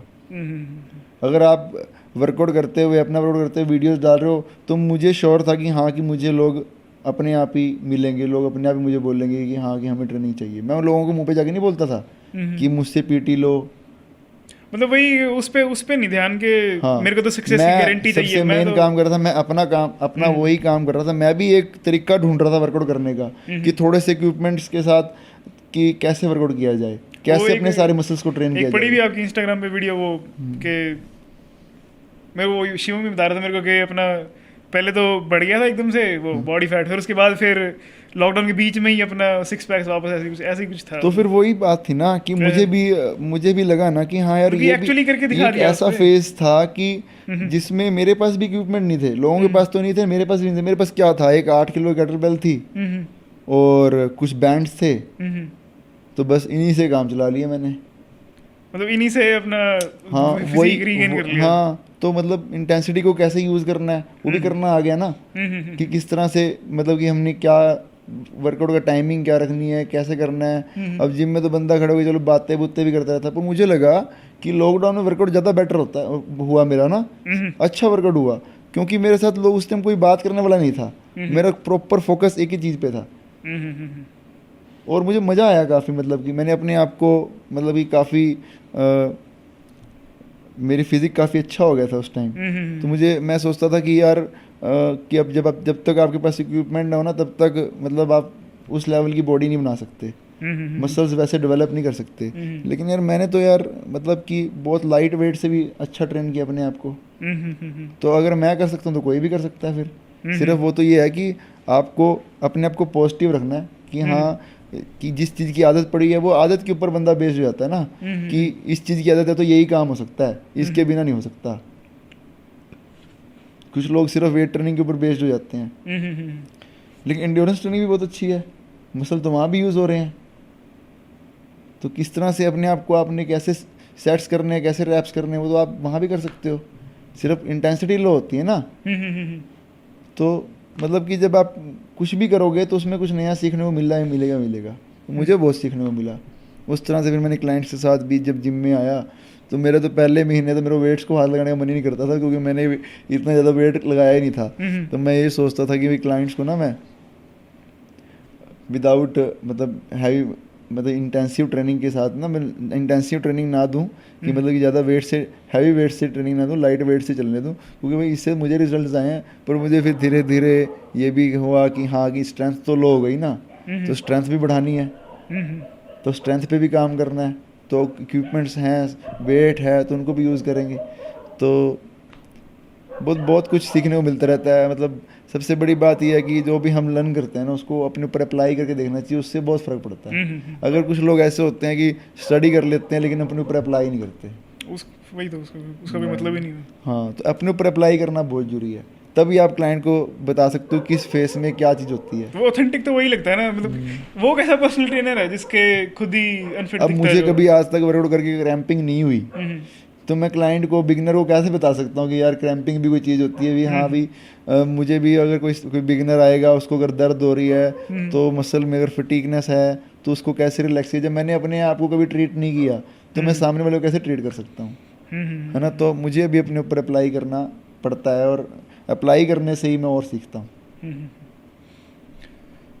अच्छा, आपकी अब उस पर आते हैं कि आपकी पर्सनल ट्रेनिंग को लेके अप्रोच क्या है, मतलब आप किस तरीके से चलते हो कि मेरे पास जो क्लाइंट आता है मैं उसको इस तरीके से उसके गोल अचीव करने में मदद करूंगा, मैं इन चीज़ों में बिलीव करता हूँ, ये चीज़ें मेरे को बेकार लगती हैं, तो मैं आपको बताता हूँ, फिटनेस को पाने के लिए किसी फिटनेस नहीं, मैं तो अभी पर्सनल ट्रेनिंग की बात कर रहा हूँ। हाँ, मैं बता रहा हूँ उसी बात पे आऊँगा मैं। सबसे पहली बात तो मैं किसी को जाके बोलता नहीं हूँ कुछ भी, मतलब इस तरह से कि हाँ मुझसे पर्सनल ट्रेनिंग लो। मैं लोगों को ट्रेन करता हूँ, लोग आगे देखते हैं और लोग अपने आप बोलते हैं कि यार मुझे भी ट्रेन करो। मुझे भी अगर किसी को दिखता है उनको जिम में किसी के ऊपर रिजल्ट आ रहा है, कोई बंदा अगर मेरे से वर्कआउट करके मतलब फिट हो रहा है, अच्छा वर्कआउट कर रहा है, अच्छा परफॉर्म कर रहा है, तो दूसरा बंदा आगे बात करता है कि यार कि करण मुझे भी वर्कआउट करवाना शुरू, मुझे भी पीटी लेनी है, तो मैं उसको ट्रेन करना स्टार्ट करता हूँ। ठीक है, एक तो ये तरीका हो गया। दूसरा कि पर्सनल ट्रेनिंग कैसे पर्सनल ट्रेनिंग मिलती है, कि मेरा जो तरीका है ना काम करने का, मेरा ये मैंने आपको पहले ही बताया कि मैं कभी भी इस चीज़ के ऊपर बिलीव नहीं करता कि मैं सिर्फ पर्सनल क्लाइंट्स को ही जाके बात करूँ। वही मेरा सबसे पहला जो ये रहता है कि मैं अगर जिम में जा रहा हूँ ना, अगर जिम में 500 लोग आते हैं तो 400 लोगों से मैं मिलूँ, और मुझे लोगों से मिलना बहुत अच्छा लगता है। ठीक है ना।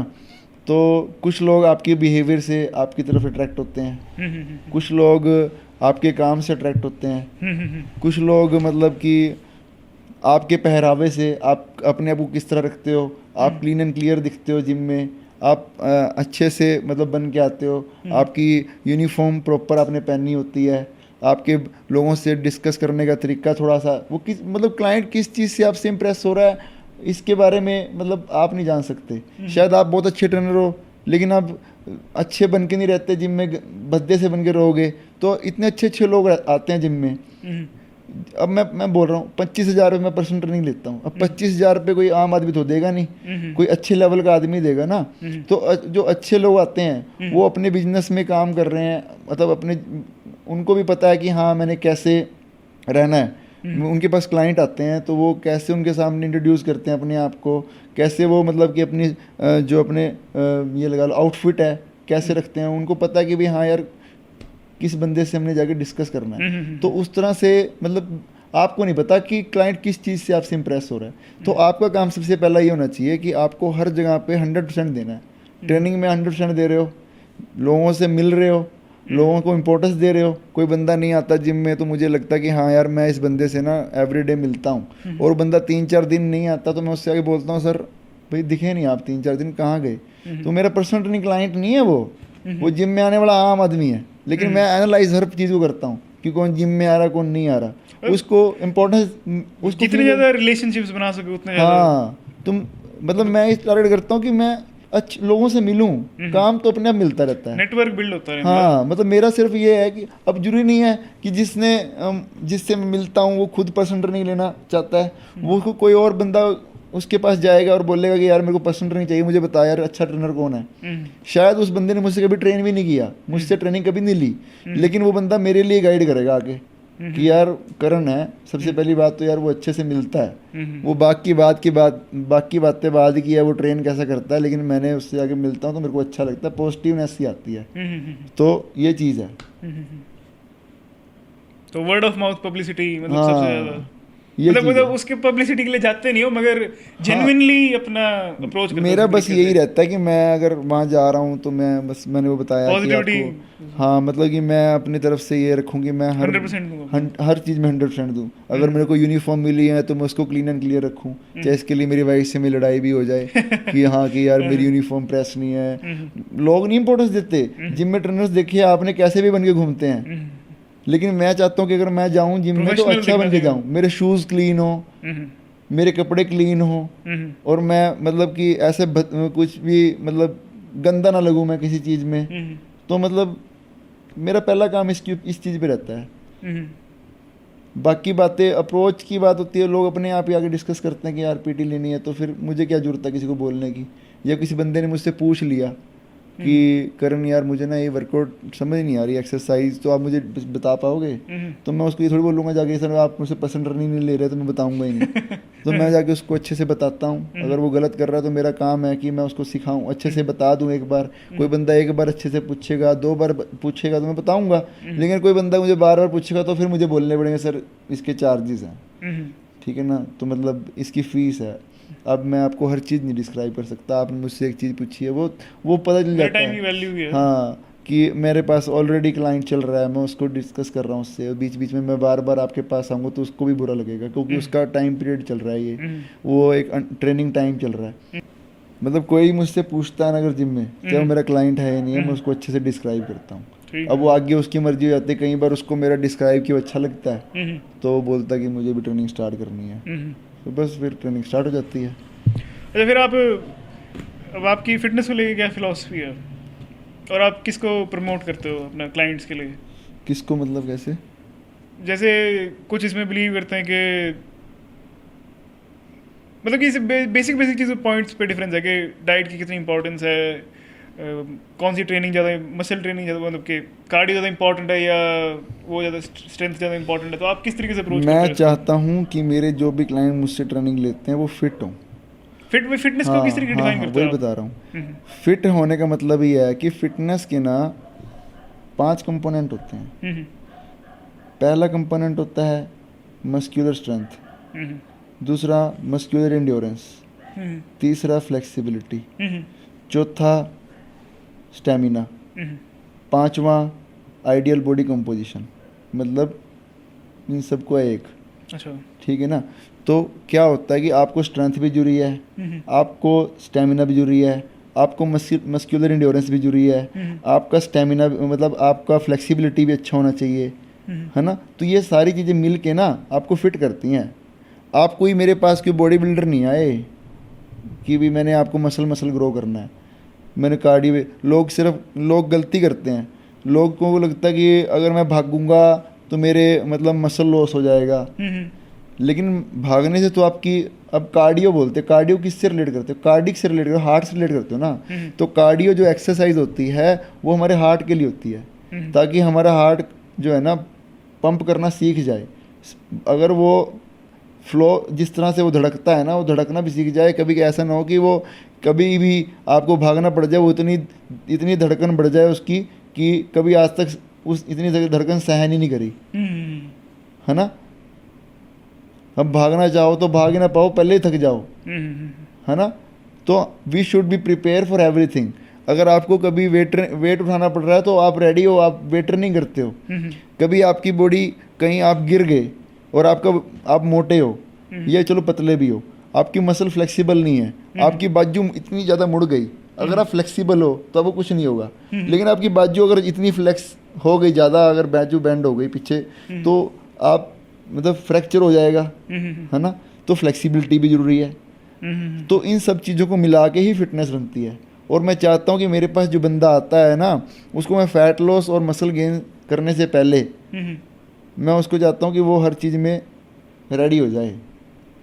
पूरा होलिस्टिक ट्रेनिंग हो पूरी, हाँ, सारे aspects उसको cover हो। दूसरा उसकी फिर उसके बाद उसकी डाइट भी अच्छी ज़रूरत है। उसको अच्छी डाइट भी प्रोवाइड करता हूँ कि जो फैट लॉस करना चाहता है तो उसको उस तरह की डाइट देता हूँ, जो मसल गेन करना चाहता है तो उसको उस तरह की डाइट प्रोवाइड करता हूँ।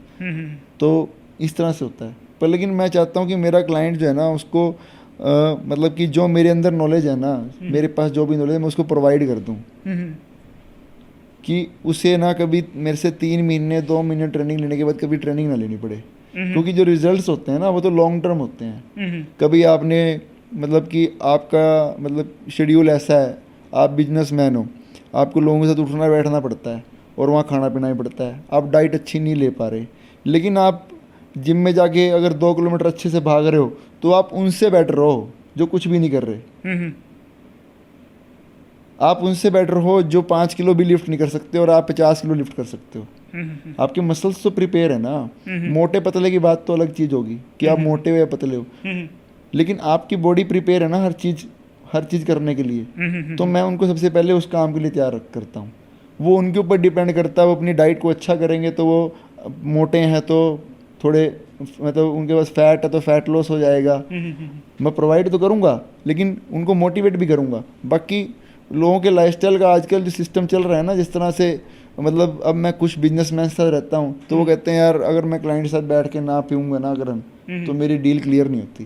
मेरे को डील को क्लोज करने के लिए उनके साथ बैठ के रिलेशन बिल्डअप करना पड़ता है, उन्हीं की तरह सोचना पड़ता है। अगर उनको खिलाना पिलाना पड़ रहा है तो मुझे भी बैठ के खाना पीना पड़ेगा।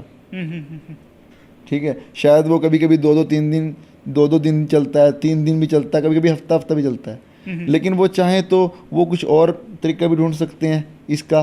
पर अगर वो चाहें तो मैं उनको तो नहीं फोर्स कर सकता ना कि सर, मैं उनको बोल सकता हूँ सर आप इग्नोर कर सकते हो, आप कम पी सकते हो, आप कम खा सकते हो। लेकिन कोई जो धक्के से ही पी रहा है, जिसको शौक ही ऐसा है, वो बिल्कुल गलत है। कि यार भाई ऐसा है कि मैं तो भाई खाऊंगा, मैं नहीं छोड़ सकता खाना पीना, मुझे तो खाना है, उसको तो खैर वो तो गलत है। लेकिन जो बंदा काम की वजह से खा पी रहा है तो वो कुछ ना चाह के भी उसको खाना पीना पड़ता है। पर लेकिन ऐसा है कि मैं चाहता हूँ कि अगर वो जिम में मेरे पास आ रहा है ना तो उसके जो ऑर्गन्स हैं, जो मतलब जो भी जैसे कि हार्ट हो गया या उसका कुछ ना कुछ काम करता रहे। पहला काम तो ये है कि वो एक्टिव होना चाहिए। बाकी बातें तो वो डाइट के ऊपर बेस जाती हैं कि वो पतला होना चाहता है तो वो अपनी डाइट के ऊपर भी अच्छा काम करेगा तो वो पतला भी हो जाएगा। ये चीज़ मैं इस तरह से क्लाइंट्स को ट्रेन करता हूँ। अच्छा। तो आपका क्या आइडिया कि आजकल का कैसा मार्केट प्लेस कैसा है पर्सनल ट्रेनिंग के लिए?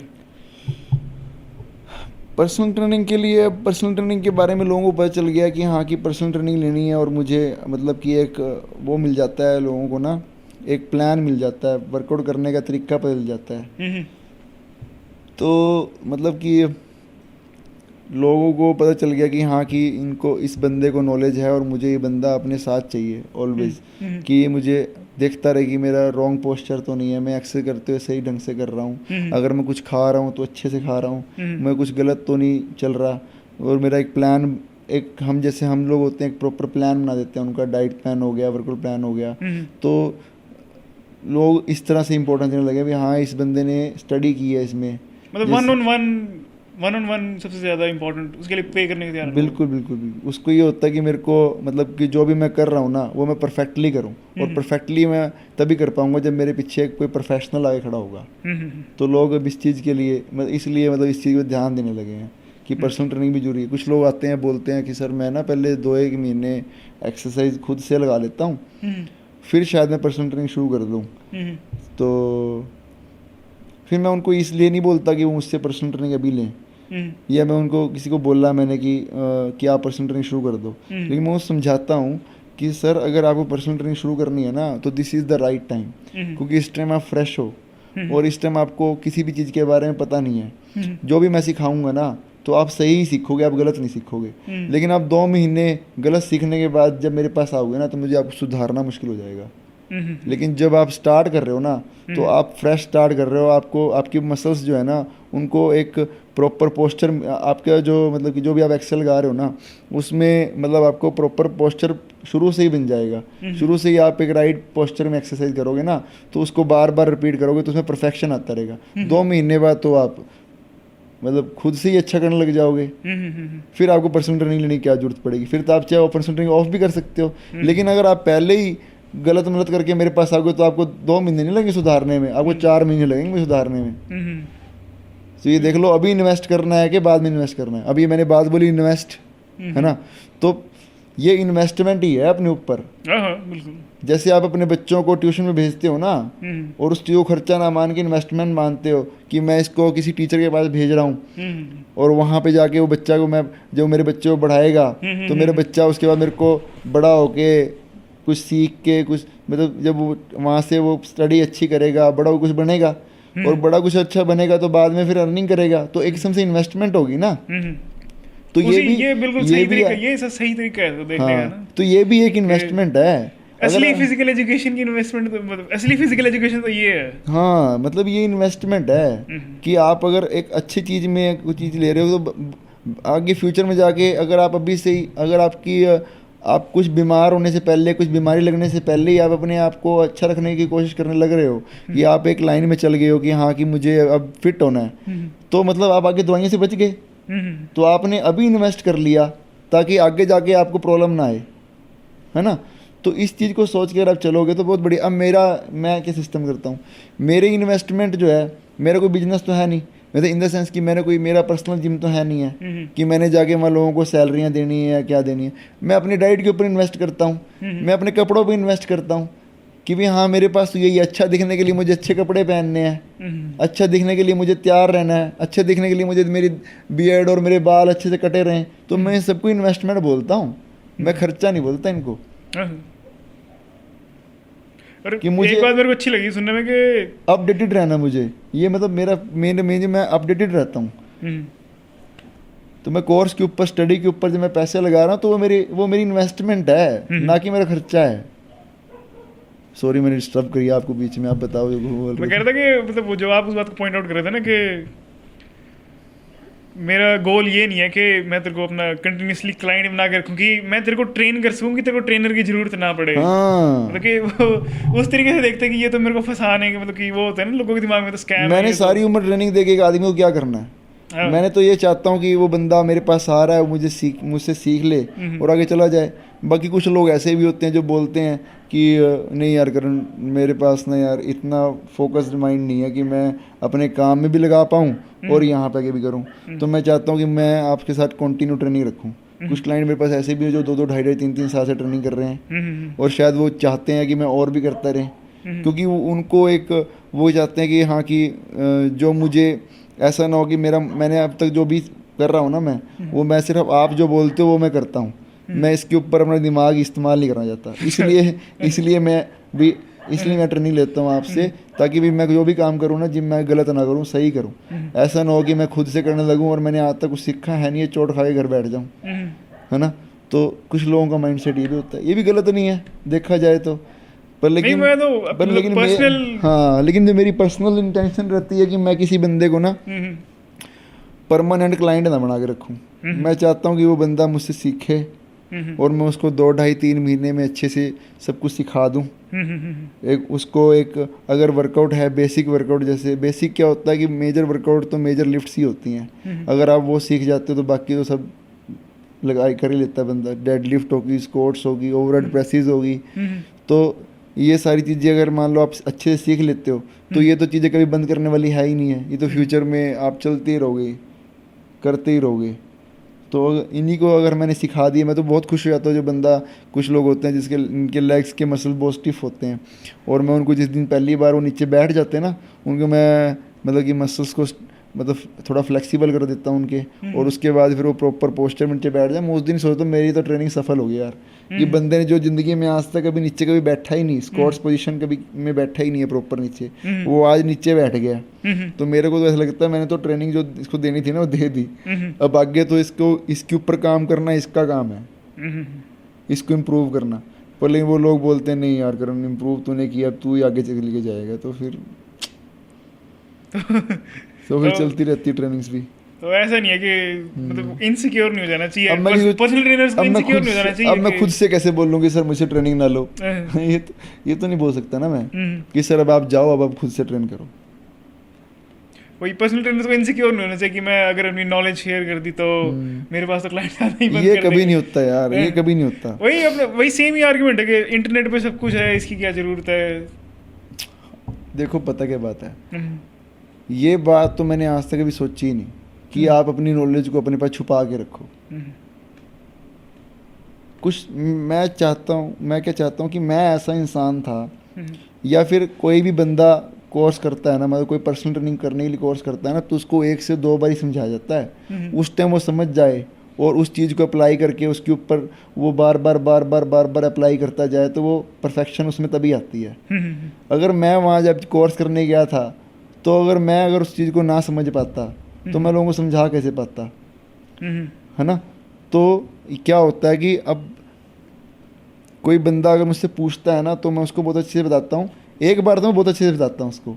वो सीखने वाला इंसान हो तो बहुत जल्दी सीख भी जाता है, और उसको उसी चीज़ को अपने ऊपर बार बार अप्लाई करके मतलब चलता रहता है। तो वो बहुत अगर वो अपने ऊपर काम कर रहा है और कभी फिर 10-12 दिन के बाद मुझसे पूछ ले सर मैं सही लगा रहा हूँ, तो मैं फिर बताऊंगा उसको, क्योंकि यार वो बंदा अपने ऊपर काम कर रहा है, वो चाहता है कि मैं अपने ऊपर काम करूँ। लेकिन कुछ लोग होते हैं पूछने के बाद फिर अगले दिन फिर गलत कर रहे होते हैं, और बिल्कुल ही गलत कर रहे होते हैं, किसी और को पकड़ देते हैं, किसी और।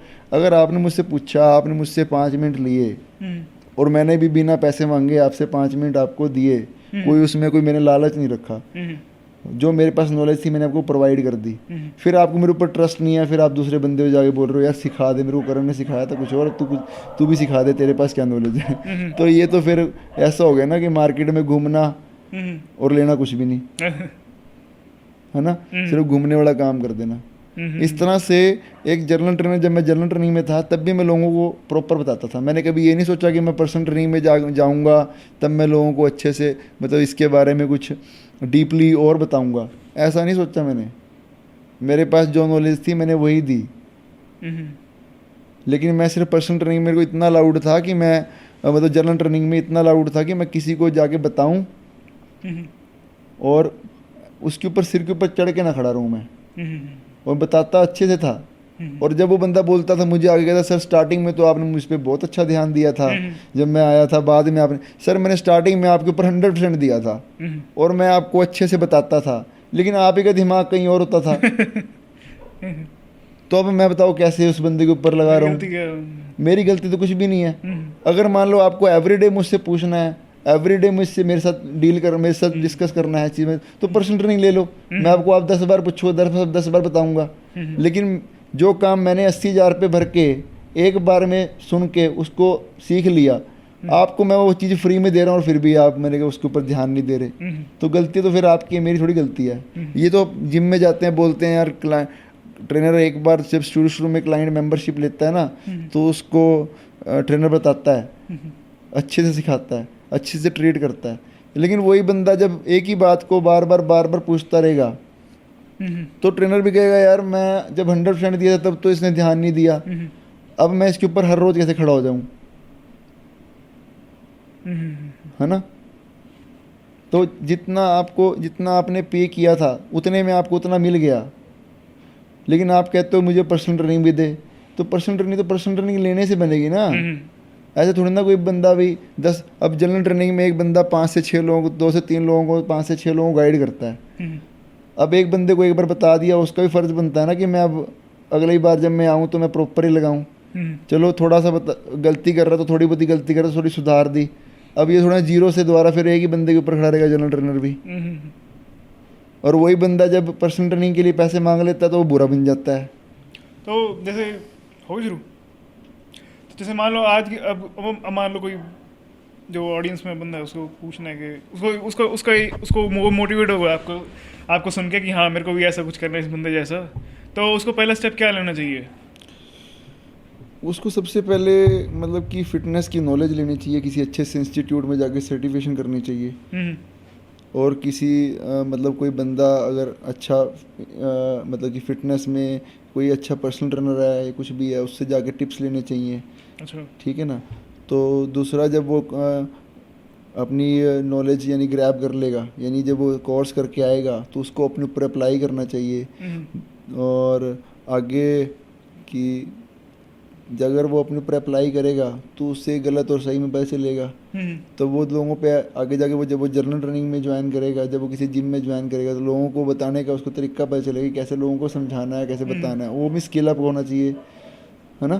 तो बाकी तो अगर वो इन सब चीज़ों को फॉलो करता है, अपनी खुद प्रेजेंटेशन कैसे देनी है क्लाइंट के सामने, कैसे रहना है जिम में, कैसे साफ़ सुथरा बन के रहना है, अच्छा बन के रहना है, ताकि सामने वाला उससे इम्प्रेस हो, बात करने का तरीका अच्छा होना चाहिए, है ना। तो इन सब चीज़ों से, इन सब चीज़ों पे वो ध्यान देगा तो अपने आप ही वो एक अच्छा पर्सनल ट्रेनर बन सकता है। और सबसे बड़ी बात यह है कि उसको ना टाइम देना पड़ेगा कोई भी चीज़, क्योंकि लोगों के ऊपर विश्वास करना, लोगों को आपके ऊपर विश्वास एक दिन में नहीं होता। जब आप उसको बार बार दिखते हो, यानी जिम में भी जो जिम की मैनेजमेंट है वो भी आपके ऊपर ट्रस्ट तभी कर पाएगी जब आप उनको प्रूव करके दिखाओगे। जब आप उनके सामने एवरीडे, यानी आप बिना मतलब ज़्यादा छुट्टियां नहीं लोगे जिम से, एक कंसिस्टेंसी रखोगे अपनी काम को लेके, तो अपने आप ही मतलब आपको मतलब कि अपॉर्चुनिटीज़ मिलेंगी। अपने आप ही लोग आपको आगे आपसे इम्प्रेस हो गए, आपको बोलेंगे कि मुझे आपसे पर्सनल ट्रेनिंग लेनी है। तो ये चीज़ है, आपको ऐसा नहीं है कि आज जिस जिम में आप काम कर रहे हो आप 2 दिन के बाद जिम छोड़ के किसी और में चले जाते हो। क्योंकि ना क्या होता है कि मैंने एक्सपीरियंस किया है, वो ऐसा होता है कि लोग ना कहीं भी काम करते हैं तो वो ना साहस छोड़ देते हैं। जब उनको दिखता है ना कि यार कि मैं इतने दिन से काम कर रहा हूँ और मुझसे कोई पर्सनल ट्रेनिंग के लिए अप्रोच नहीं कर रहा, कोई मुझसे मिल रहा है, तो उनको ना ये होता है कि यार बात बन नहीं रही, तो वो ना छोड़ देते। शायद उनका वो टाइम होता है कि जिस टाइम उनको वेट करना चाहिए, पेशेंस रखना चाहिए कि अभी तो मैं मतलब आया हूँ लाइन में, तो मुझे साल भी लग सकता है, किसी को 2 साल भी लग सकते हैं। कई लोग ऐसे होते हैं कि उनको लोगों को इम्प्रेस करने का वे पता होता है ना, तो वो फटाफट से इस लाइन में आते हैं। कंपेयर नहीं करना चाहिए अपने आप को किसी के साथ। आपकी एबिलिटीज़ और दूसरों की एबिलिटीज़ में बहुत फ़र्क होता है। आप किसी चीज़ को सीखने और सिखाने में शायद थोड़ा टाइम लगाते हो, लेकिन कुछ बंदे जो फटाफट सीख जाते हैं। अब मैं अपने आप को बताऊँ, मैं खुद बहुत स्लो लर्नर हूँ, कि मैं नहीं कहता कि मेरे को कोई चीज़ एक बार बता दे तो मैं सीख जाऊँ। मैंने बताया आपको, जो डॉक्टर ताहिर के साथ जब मैं क्लास में बैठा होता था तो मेरे ऊपर से चीज़ें जाती थी, तो मैंने वो चीज़ को मैंने बता दिया ना सीधा जगह सर को कि सर जो आप बता रहे हो वो शायद बाकी सब ग्रैब कर रहे हैं, वो बहुत जल्दी लर्न कर लेंगे, लेकिन मेरे जैसा इंसान जल्दी लर्न नहीं कर सकता। मुझे एक चीज़ को 4 बार सुनने या फिर प्रॉपर मेरा दिमाग वहाँ लगना चाहिए, तब जाके मैं कर सकता हूँ। तो मतलब कि पेशेंस बहुत ज़रूरी है, और अपना काम करते रहो। जो चीज़ें आपको आगे बढ़ाएंगी सिर्फ उसके ऊपर काम करते रहो, आप अलग ही दिखने शुरू हो जाओगे। वर्कआउट पता क्यों करना चाहिए, इसके ऊपर मैं आपको एक एग्जांपल देता हूँ बहुत बढ़िया। जब ना पहले के टाइम में क्या होता था कि अगर आज से हम 50-60 साल पहले की बात करें ना, तो हम पता करते थे, हम जो हमने खाना खाना है ना, उसको पहले पौधे को बीजते थे। वो काम भी हमारा खुद का होता था, लेकिन हमने क्या करा, पहले पौधे को बीजा, उसके बाद उसको पकाया, मतलब कि पकाया इन द सेंस कि उसको उगाया। वो उगा मतलब वो धान बनी, मतलब बड़ा हुआ वो पौधा। उसके बाद उसकी कटाई करी, फिर उसको पिसवाया। मान लो मैं कनक की बात करूँ, सोचो आप, ये पिसवाया या घर में बैठ के पिसा, काम किया ना, वर्कआउट हो रहा है ना सब कुछ। पहले बीजने के लिए गए, फिर काटने के लिए गए, फिर उसको पीसने के लिए गए, फिर उसको पकाया, फिर खाया। अब इसमें से कुछ काम मेल्स करते थे, कुछ फीमेल्स करती थी, है ना। तो मतलब काम था बहुत सारा। लेकिन अब क्या है, अब बंदा करता है कटाया, मतलब कि बीज जो लोगों ने क्या कर कि सारा कुछ जो बीज का काम था ना, यानी कि फिजिकल एफर्ट खत्म हो गए। मतलब जो फिजिकल एफर्ट थे ना वो सारे जीरो हो गए। अब हमारे पास करने के लिए कुछ नहीं है। एक आम आदमी दिन में 5 किलो वजन भी नहीं उठाता दिन में घर कोई काम करने के लिए। पहले हम क्या करते थे, नलका चलाते थे, वहाँ पे बाल्टी भर के बाथरूम तक ले जाते थे। 20 लीटर की बाल्टी होती है पानी की जिसमें भरते हैं हम, उस 20 किलो को उठाते थे। अब तो 5 किलो वजन नहीं उठाते हम, शावर चलाते हैं, फर्देसी पानी चलता है, नहा के बाहर आ जाते हैं, कोई एफर्ट कोई मसल यूज़ हो ही नहीं रहे कहीं पे। तो जिम जो बने हैं ना हमारे, वो इसलिए बने हैं उस सब को पूरा करने के लिए कि आपके मसल जो है ना वो स्ट्रेंथन रहें। आपको यहाँ पे जिम में आके वेट ट्रेनिंग होती है ना, वेट ट्रेनिंग से आपके मसल यूज टू रहें। आप अपने आप को जो वो काम मिस कर रहे हो एवरी डे, जो काम आपकी लाइफ में होना चाहिए था वो काम आप नहीं कर रहे हो, उसके लिए जिम बना ताकि आप अपने मसल को इस तरह से आगे ट्रेन कर रहे हैं। अगर आपको भागने वाला काम डेली नहीं करना पड़ रहा तो आप ट्रेडमिल पे जाके रनिंग करें ताकि आपका हार्ट भी अच्छा रहे, हेल्दी रहे, है ना। क्योंकि फ्लेक्सिबिलिटी का तो फिर ये मैटर होता है कि हाँ कि ये सब कुछ ये काम कर लिया तो अपने आप के मसल्स को रिलैक्स करने के लिए आपको स्ट्रेच भी करना पड़ता है। वो फिर वो बेनिफिट की बात होगी, आगे बेनिफिट क्या क्या हैं चीज़ों के पर। लेकिन जो वर्कआउट करने का मेन जो जिम्स खुले हुए हैं ना, वो बॉडी बनाने के लिए नहीं खुले हुए कि आप जाके बॉडी बनाओ। लेकिन लोग करते हैं मैड बॉडी बिल्डिंग स्टार्ट कर देते हैं कि मैं जिम में जा रहा हूँ, वजन उठाऊंगा, अपने मसल को ग्रो करूंगा, वो शौक अलग है। लेकिन मेन जो जिम खुले हुए ना, वो इस काम फिजिकली वर्क के लिए खुले हुए। जो काम आपकी लाइफ में ख़त्म हो चुके हैं ना, उस काम को आप करने के लिए जाओ। वो किसी भी एज में आदमी के लिए ज़रूरी होते हैं। यानी 50 साल वाले के लिए भी वजन उठाना ज़रूरी है और उनके मसल भी स्ट्रेंथन होनी चाहिए ताकि उनके जॉइंट्स के ऊपर प्रेशर ना आए। उनके मसल उनको सपोर्ट करते हैं जॉइंट्स को। मसल स्ट्रॉन्ग होगा तो जॉइंट को हेल्प करेगा ना। तो अगर मान लो कि कोई बुजुर्ग आदमी भी अगर आगे वेट ट्रेनिंग करता है राइट पोस्चर में, तो उनके लिए जिम बना है, उस काम के लिए जिम बना है। एक यंगस्टर है तो अगर उसके पास भी कोई काम नहीं, वो बिजनेसमैन है, सारा दिन सीट पे बैठने वाला काम है, तो उसके मसल यूज़ नहीं हो रहे वहाँ पे, तो अपने मसल्स को यूज़ करने के लिए वहाँ पे जाए। इसलिए जिम बने। जिम कोई बॉडी बनाने के लिए नहीं बने, ये पतला मोटे होने के लिए नहीं बने। मेन जो जिम किस लिए बना है कि आपकी मसल, आपकी बॉडी एक्टिव रहे। अगर आप एक्टिव रहोगे तो अपने आप या फिट रहोगे, आपका खाना खुना सही रहेगा तो अपने आप फिट रहोगे। तो मेन जिम मेरे कहने मतलब ये था कि मेन जिम इसलिए बने कि जो काम हम फिजिकल एक्टिविटी हमारे डे टू डे की लाइफ में नहीं हो रहे ना, वो काम कर रहे हैं हम जाके जिम में, कि अपने मसल्स को यूज़ करें, अपने हार्ट को ट्रेन करें। जो काम हम नहीं कर पा रहे थे वो काम हम करें। आप इंजरी और रिकवरी को किस तरीके से अप्रोच करते हो? देखो, इंजरी का कोई नहीं पता होता कि इंजरी कब हो जाती है। मतलब पहले तो प्रिकॉशन, मतलब जिम इंजरीज काफ़ी कॉमन होती है, तो आप किस तरीके से अवॉइड करते हो? वो जिम इंजरीज ऐसे होती हैं कि ना, जब आपके मसल्स किसी काम के लिए प्रिपेयर नहीं है और आप उनसे दुगना काम लेने की कोशिश कर रहे हो, या फिर आप मतलब कि अपने आप को बहुत अग्रेसिव बना लेते हो, देखा देखी में, मतलब आप दूसरे को देख के एक्स्ट्रा वेट लगाने लग गए, या फिर आपको पोस्चर के बारे में नहीं पता लेकिन आप फिर भी वो रॉन्ग पोस्चर के अंदर एक्सरसाइज कर ही जा रहे हो, तो फिर आपको जिम इंजरीज होंगी आपको। और फिर उसके बाद जब हमको थोड़ा बहुत इंजरी हो भी जाती है तो लोग करते हैं उसको बहुत इजी लेते हैं, यार चलो हो गया 2 दिन में ठीक हो जाएगा। लेकिन जितना इंपॉर्टेंस आप अपने वर्कआउट को देते हो ना, उतना इंपॉर्टेंस आपको उसको रिकवर करने में, वो जो इंजरी जो हुई है ना उसको रिकवर करने में भी देना चाहिए।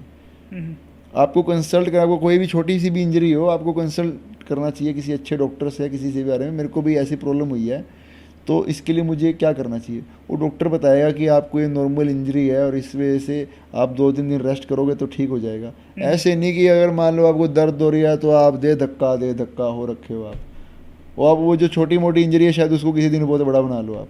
और लोग होते भी यही चीज़ें हैं कि आप वो छोटी सी इंजरी को बहुत मतलब कि बिना उसके ऊपर उसको रिकवरी किए आप अगले दिन फिर शुरू हो जाते हो, और जिस वजह से वो इंजरीज फिर वो लाइफ टाइम तक चलती रहती हैं। मेरा ये क्वेश्चन था, ये तो काफ़ी टाइम मेरे को बार बार होता है कि बंदा खुद कैसे जज करे कि मैं सही एक्सरसाइज कर रहा हूँ। खुद तो हो ही नहीं सकती जब तक आपने सीखा ही नहीं है। सीखा तो नहीं, वो तो ठीक है, मगर किस मिरर में देखे, मतलब कि वो किस तरीके से पूछूं मैं? मेरा ट्रेनिंग देने का तरीका ऐसा है कि मैं क्लाइंट को शीशे में देखने नहीं देता।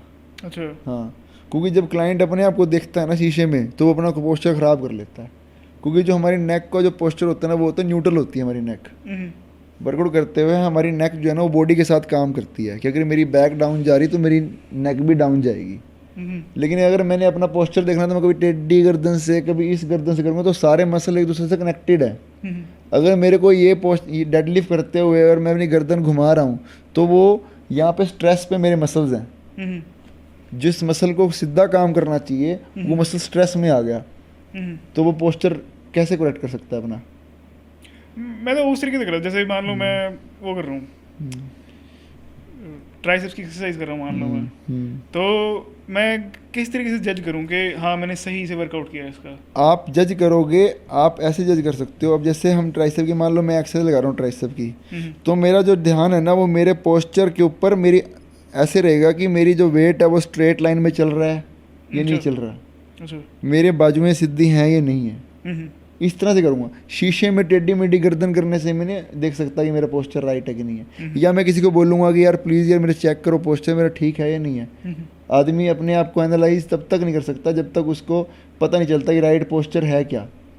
जैसे मेरे को ये एक बार मतलब ये थोड़ा मेरे को लगता है कुछ ऐसा है कि अगर आप काफ़ी हैवी वेट में कंफर्टेबल फील कर रहे हो, उसका मतलब ये है कि आप पोस्चर में कॉम्प्रोमाइज़ कर रहे हो। कई लोग ऐसे करते हैं ना, पोस्चर कॉम्प्रोमाइज़ करके अपनी वो बढ़ा लेते हैं, मगर मतलब कि टेंशन अगर आप सही मैंने ये देखा कि अगर आप सही पोस्चर में लगाते हो तो टेंशन ज़्यादा होती है उसमें, तो आप ज़्यादा जल्दी प्रोग्रेस नहीं कर पाते ऊपर। टेंशन किस चीज़ की? मसल टेंशन ज़्यादा होती है। हाँ, तो मसल टेंशन अगर ज़्यादा होगी, मतलब आप कह रहे हो कि रॉन्ग पोस्चर में मसल टेंशन ज़्यादा होती है, किस में कह रहे हो? मैं कह रहा हूँ राइट पोस्चर में मसल टेंशन ज़्यादा होती है और रॉन्ग पोस्चर में आप जल्दी वेट्स में ऊपर चले जाते हो और उसके बाद फिर आपको लगता है कि हाँ मैं तो पावर बढ़ गई मेरी। नहीं, वो ईगो लिफ्टिंग होती है। अच्छा, अगर आपको लिफ्ट करना है ना तो आप अच्छे राइट पोस्चर में भी लिफ्ट कर सकते हो। बाजू में टेढ़ी करके भी अपना बस उठा रहे हैं। नहीं, फिर वो भी वो प्रोफेशनल एक आदमी जो स्टेज के ऊपर परफॉर्मेंस कर रहा है, उस आदमी को तो वो चीज़ करते हुए अच्छी लगती है कि भाई वो अपना जी जान लगा के स्टेज पे खड़े होके और वो काम कर रहा है जिसमें उसको थोड़ा टेढ़ा मेढ़ा होके भी जान लगानी पड़ रही है, वो जान लगानी पड़ रही है। लेकिन आप जिम में जाके अगर मान लो 50 किलो का डंबल लगा के आपने टेढ़ा मेढ़ा करके पूरा कर दिया तो वो कौन सा वर्ल्ड कप जीत लिया आपने? मैं तो वो कह रहा था कि मतलब कि वो मतलब कि आप सही पोस्चर में एक्सरसाइज अगर आपको डिफिकल्ट होता है, आपको थोड़ी ज़्यादा डिफिकल्टी होती है, आपको थोड़ा ज़्यादा ध्यान नहीं, ये आपको कभी नहीं, एक हमेशा राइट टेक्निक में वेट ज़्यादा लिफ्ट होता है। अच्छा, हाँ, ये आप अपने आप को स्ट्रेस में रख के कभी भी अच्छा वर्कआउट या अच्छी स्ट्रेंथ नहीं वो कर सकते आप। अच्छा। हाँ, उसमें आपकी स्ट्रेंथ अच्छी नहीं लगी, राइट पोस्चर के अंदर ही आपकी स्ट्रेंथ अच्छी होगी। अच्छा। अगर मेरा स्क्वाट लगाने का पोस्चर मेरी लाइन स्ट्रेट रहेगी, मेरी ग्रेविटी की स्ट्रेट लाइन में मेरी बार चलेगी, तभी जाके मैं वेट को अच्छे से लगा पाऊंगा। अगर मेरी बात टेढ़ी मेढ़ी होगी ना, आगे पीछे में होऊंगा, फंबल होता रहूंगा, तो मैं खड़ा नहीं हो पाऊंगा, या तो वेट मेरी गर्दन पे गिरेगा या मेरे पीछे गिरेगा।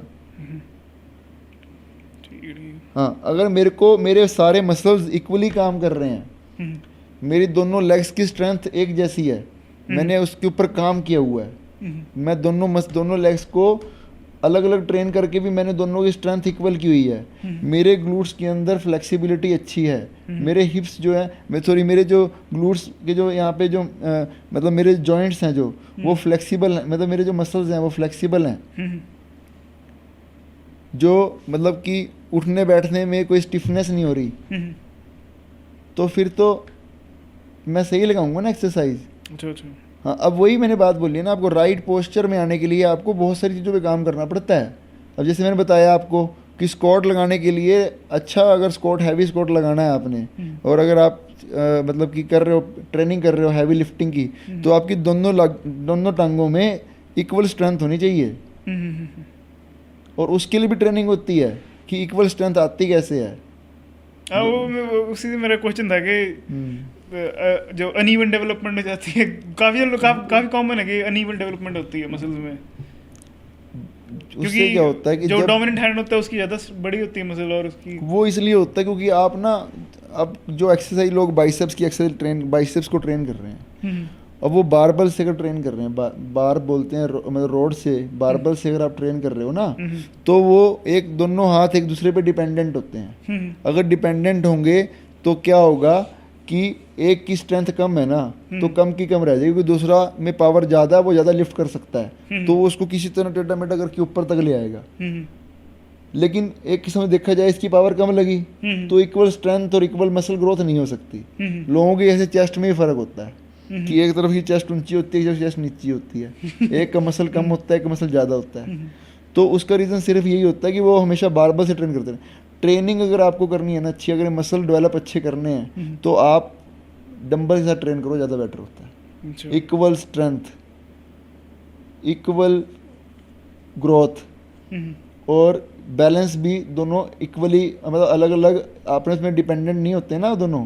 तो डिपेंडेंट नहीं होंगे तो दोनों तरफ के जो मसल्स हैं, दोनों तरफ की जो आर्म है, वो बैलेंस करना भी सीखती है ना। मसल्स जो है वो बैलेंस करना भी सीखते हैं, तो बेनिफिट ज़्यादा हो गया ना। तो फिर हम क्यों बारबल से ट्रेन करते हैं, डंबल से ट्रेन करना चाहिए हमको। हाँ, लिफ्ट्स होती हैं, स्क्वाट्स होती है, बेंच प्रेस होती है, इनको हमें बारबल से दिखाना पड़ता है, बारबल से वर्कआउट करना पड़ता है इनके लिए हमको। तो बारबल से अगर वर्कआउट करना है तो तब भी हमको अपने आप को एलिजिबल करना पड़ता है डंबल से ट्रेन करके। जैसे लंजीज वर्कआउट होता है, और लंजीज जो हम करते हैं लेग्स के लिए, वो लंजीज में दोनों लेग्स एक दूसरे पे डिपेंडेंट नहीं होती। पहले एक लेग से हम करते हैं, फिर दूसरी लेग से करते हैं। जितने रैप इससे करते हैं उतना रैप इससे करते हैं, तो दोनों की इक्वल स्ट्रेंथ होती है, इक्वल ग्रोथ होती है। अगर मैं सिर्फ स्क्वाट करता रहूँगा तो मैं सिर्फ स्क्वाट में दोनों की लेग्स की पावर इक्वल नहीं कर सकता। लेकिन मुझे स्क्वाट्स की एबिलिटी को बढ़ाने के लिए, स्क्वाट्स की पावर को बढ़ाने के लिए दोनों लेग्स को अलग अलग में भी ट्रेन करना पड़ेगा। अच्छा, मान लो कोई वैसी नया बंदा आपके पास आता है, ठीक है, अभी तो शुरू ही करना है नया, तो उसको आप क्या वर्कआउट प्रोग्राम रिकमेंड करोगे? एवरेज बंदा है, मतलब एज्यूम करके चलो एवरेज बंदा है कि मतलब ये ना बहुत मतलब कि बहुत इम्पोर्टेंट बात है ये। जब कोई बंदा नया जब आता है ना, तो उसके जो मसल्स, सारे जो बॉडी जो मसल्स होते हैं, या उसको यानी कि या चाहे वो भागना भी हुआ तो वो बिल्कुल मतलब जीरो होता है जैसे वो। तो उसको ना स्टार्टिंग से ही इक्वल ट्रेनिंग देनी जरूरी होती है, यानी कि हर मसल्स को एवरीडे ट्रेन करना चाहिए उसको। अच्छा, यूज टू करने के लिए। अगर उसके मसल्स में जो स्टार्टिंग में जो लोग आते हैं ना, उनको मिक्स वर्कआउट का कोई रीज़न होता है। जैसे मिक्स वर्कआउट हम करवाते हैं ना, सारे मसल्स को ट्रेन करवाते हैं, तो उसका रीज़न होता है कि आपके सारे मसल जो है ना यूज टू हो जाएं एक बार। 2-3 हफ्ते, कुछ लोगों को 2-3 हफ्ते लगते हैं, किसी को 1 महीना लग जाता है ना। तो उनके मसल्स यूज टू होते हैं। वो एक एक्सरसाइज से, कई बार ऐसा होता है जो बंदा एक चेस्ट की एक्सरसाइज लगाने के बाद ना अगली चेस्ट में परफॉर्म ही नहीं कर पाता, क्योंकि उनकी मस्कुलर एंड्योरेंस नहीं होती। तो पहले स्टार्टिंग में वो उसको हम सिंगल हर मसल की सिंगल एक्सरसाइज करवाते हैं। 1-2 हफ्ते करवाने के बाद या 1 हफ्ता करवाने के बाद अगले हफ्ते जब हम स्टार्ट करते हैं तो उसको हम एक मसल की 2 एक्सरसाइज देते हैं, फिर एक मसल की 3 एक्सरसाइज देते हैं। बढ़ते फिर उसको हर एक मसल को अलग अलग से ट्रेन करना शुरू कर देता है वो। और रैप रेंज जो होती है, अब कुछ लोग क्या करते हैं, कहते हैं स्टार्टिंग में ना आपको हाई रैप करवाएंगे, यानी ज़्यादा रैप करवाएंगे, मैक्सिमम रैप्स करवाएंगे, 15 से 20 रैप करवाते। उसके पीछे भी रीज़न होता है कि अगर मैंने जो एक्सरसाइज आपको बताई है, कि मान लो मैं आपको बेंच प्रेस सिखा रहा हूँ, डंबल से एक्सरसाइज करना सिखा रहा हूँ, तो उस डंबल के 20 रैप में लाइट वेट से, बिल्कुल लाइट वेट से आपको सिखाऊंगा। क्यों? क्योंकि आप जितनी बार दोहराओगे उतना सीखोगे, है ना।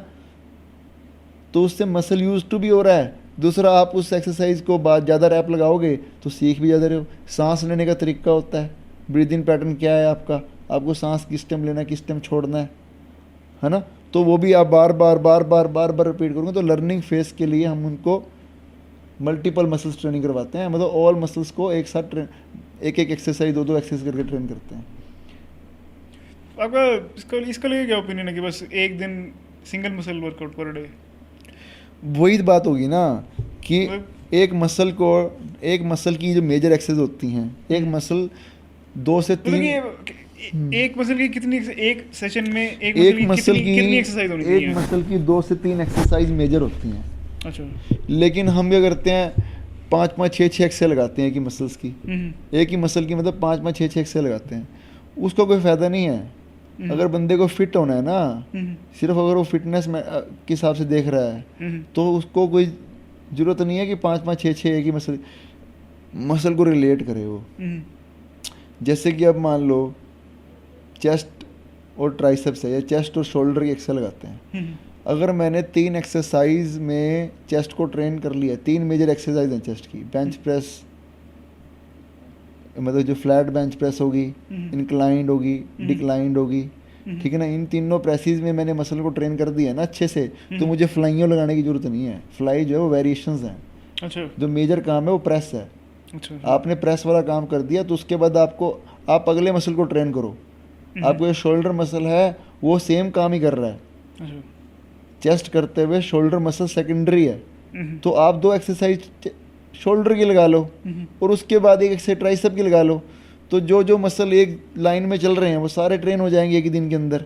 3 एक्सरसाइज चेस्ट की लगा ली, 2 शोल्डर की लगा ली, 1 ट्राइसेप्स की लगा ली, तो जो मसल इस टाइम काम कर रहे थे सबके सब ट्रेन हो गए। हमको क्या जरूरत है कि मसल की 5-5 6-6 एक्सरसाइज लगाने की। अगर कुछ लोग करते चेस्ट पे लगे तो चेस्ट ही लगे रहेंगे, 6-6 7-7 एक्सरसाइज चेस्ट पे लगे रहेंगे, उसका फायदा तो कुछ नहीं है।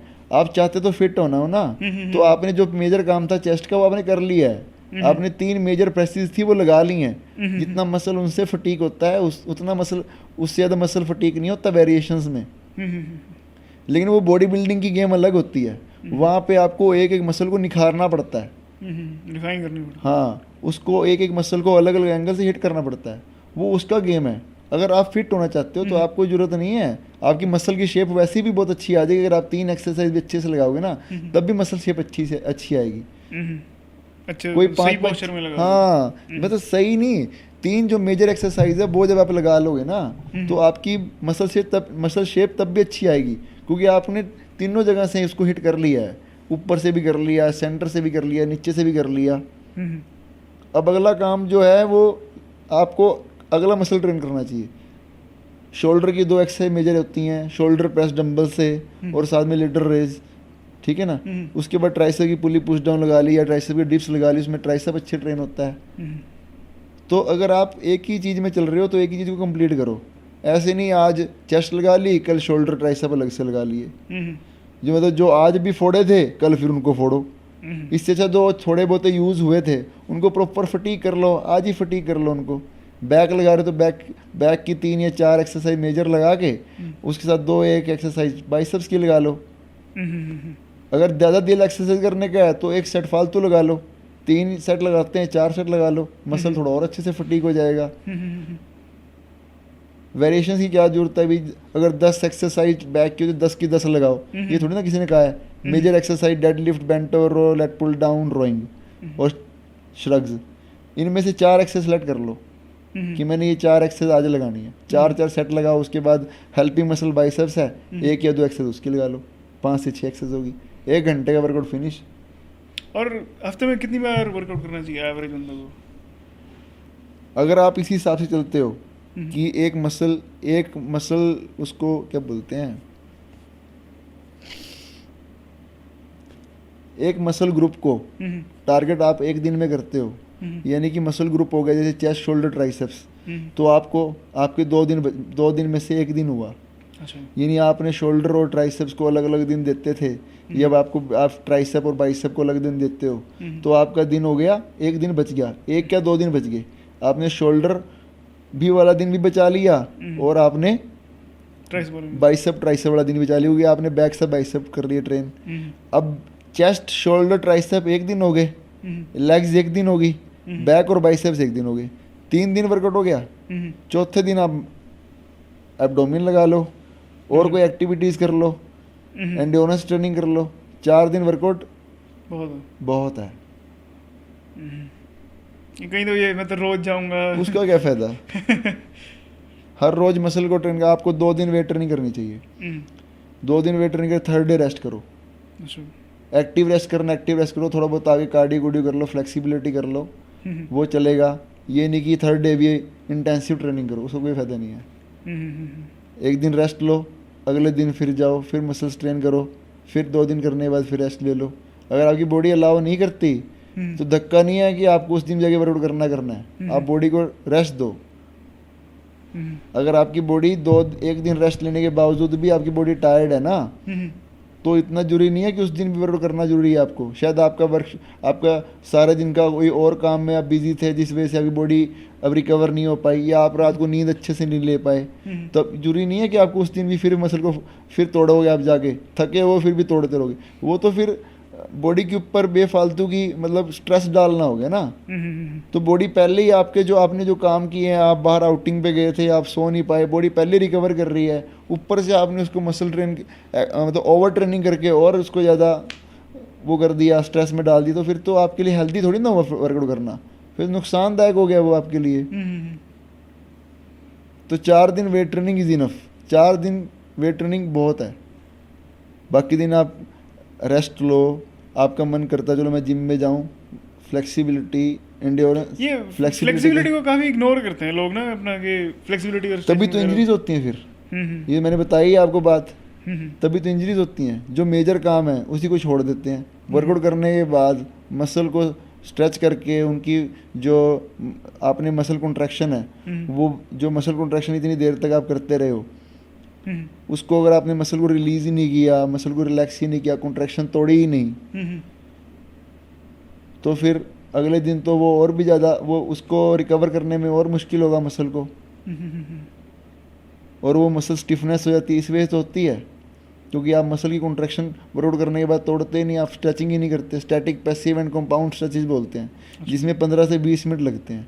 आपको एक मसल पे जाके स्ट्रेच करके होल्ड करना पड़ता है कि जितनी देर तक आपने उसको कॉन्ट्रैक्शन कॉन्ट्रैक्शन कॉन्ट्रैक्शन कॉन्ट्रैक्शन करते रहे, अब उसको रिलीज भी तो करना, स्ट्रेच भी तो करना उसको, ताकि वो मसल जो इतनी देर से कॉन्ट्रैक्शन कॉन्ट्रैक्शन होते रहे थे उसको नॉर्मल में तो लेके आना है।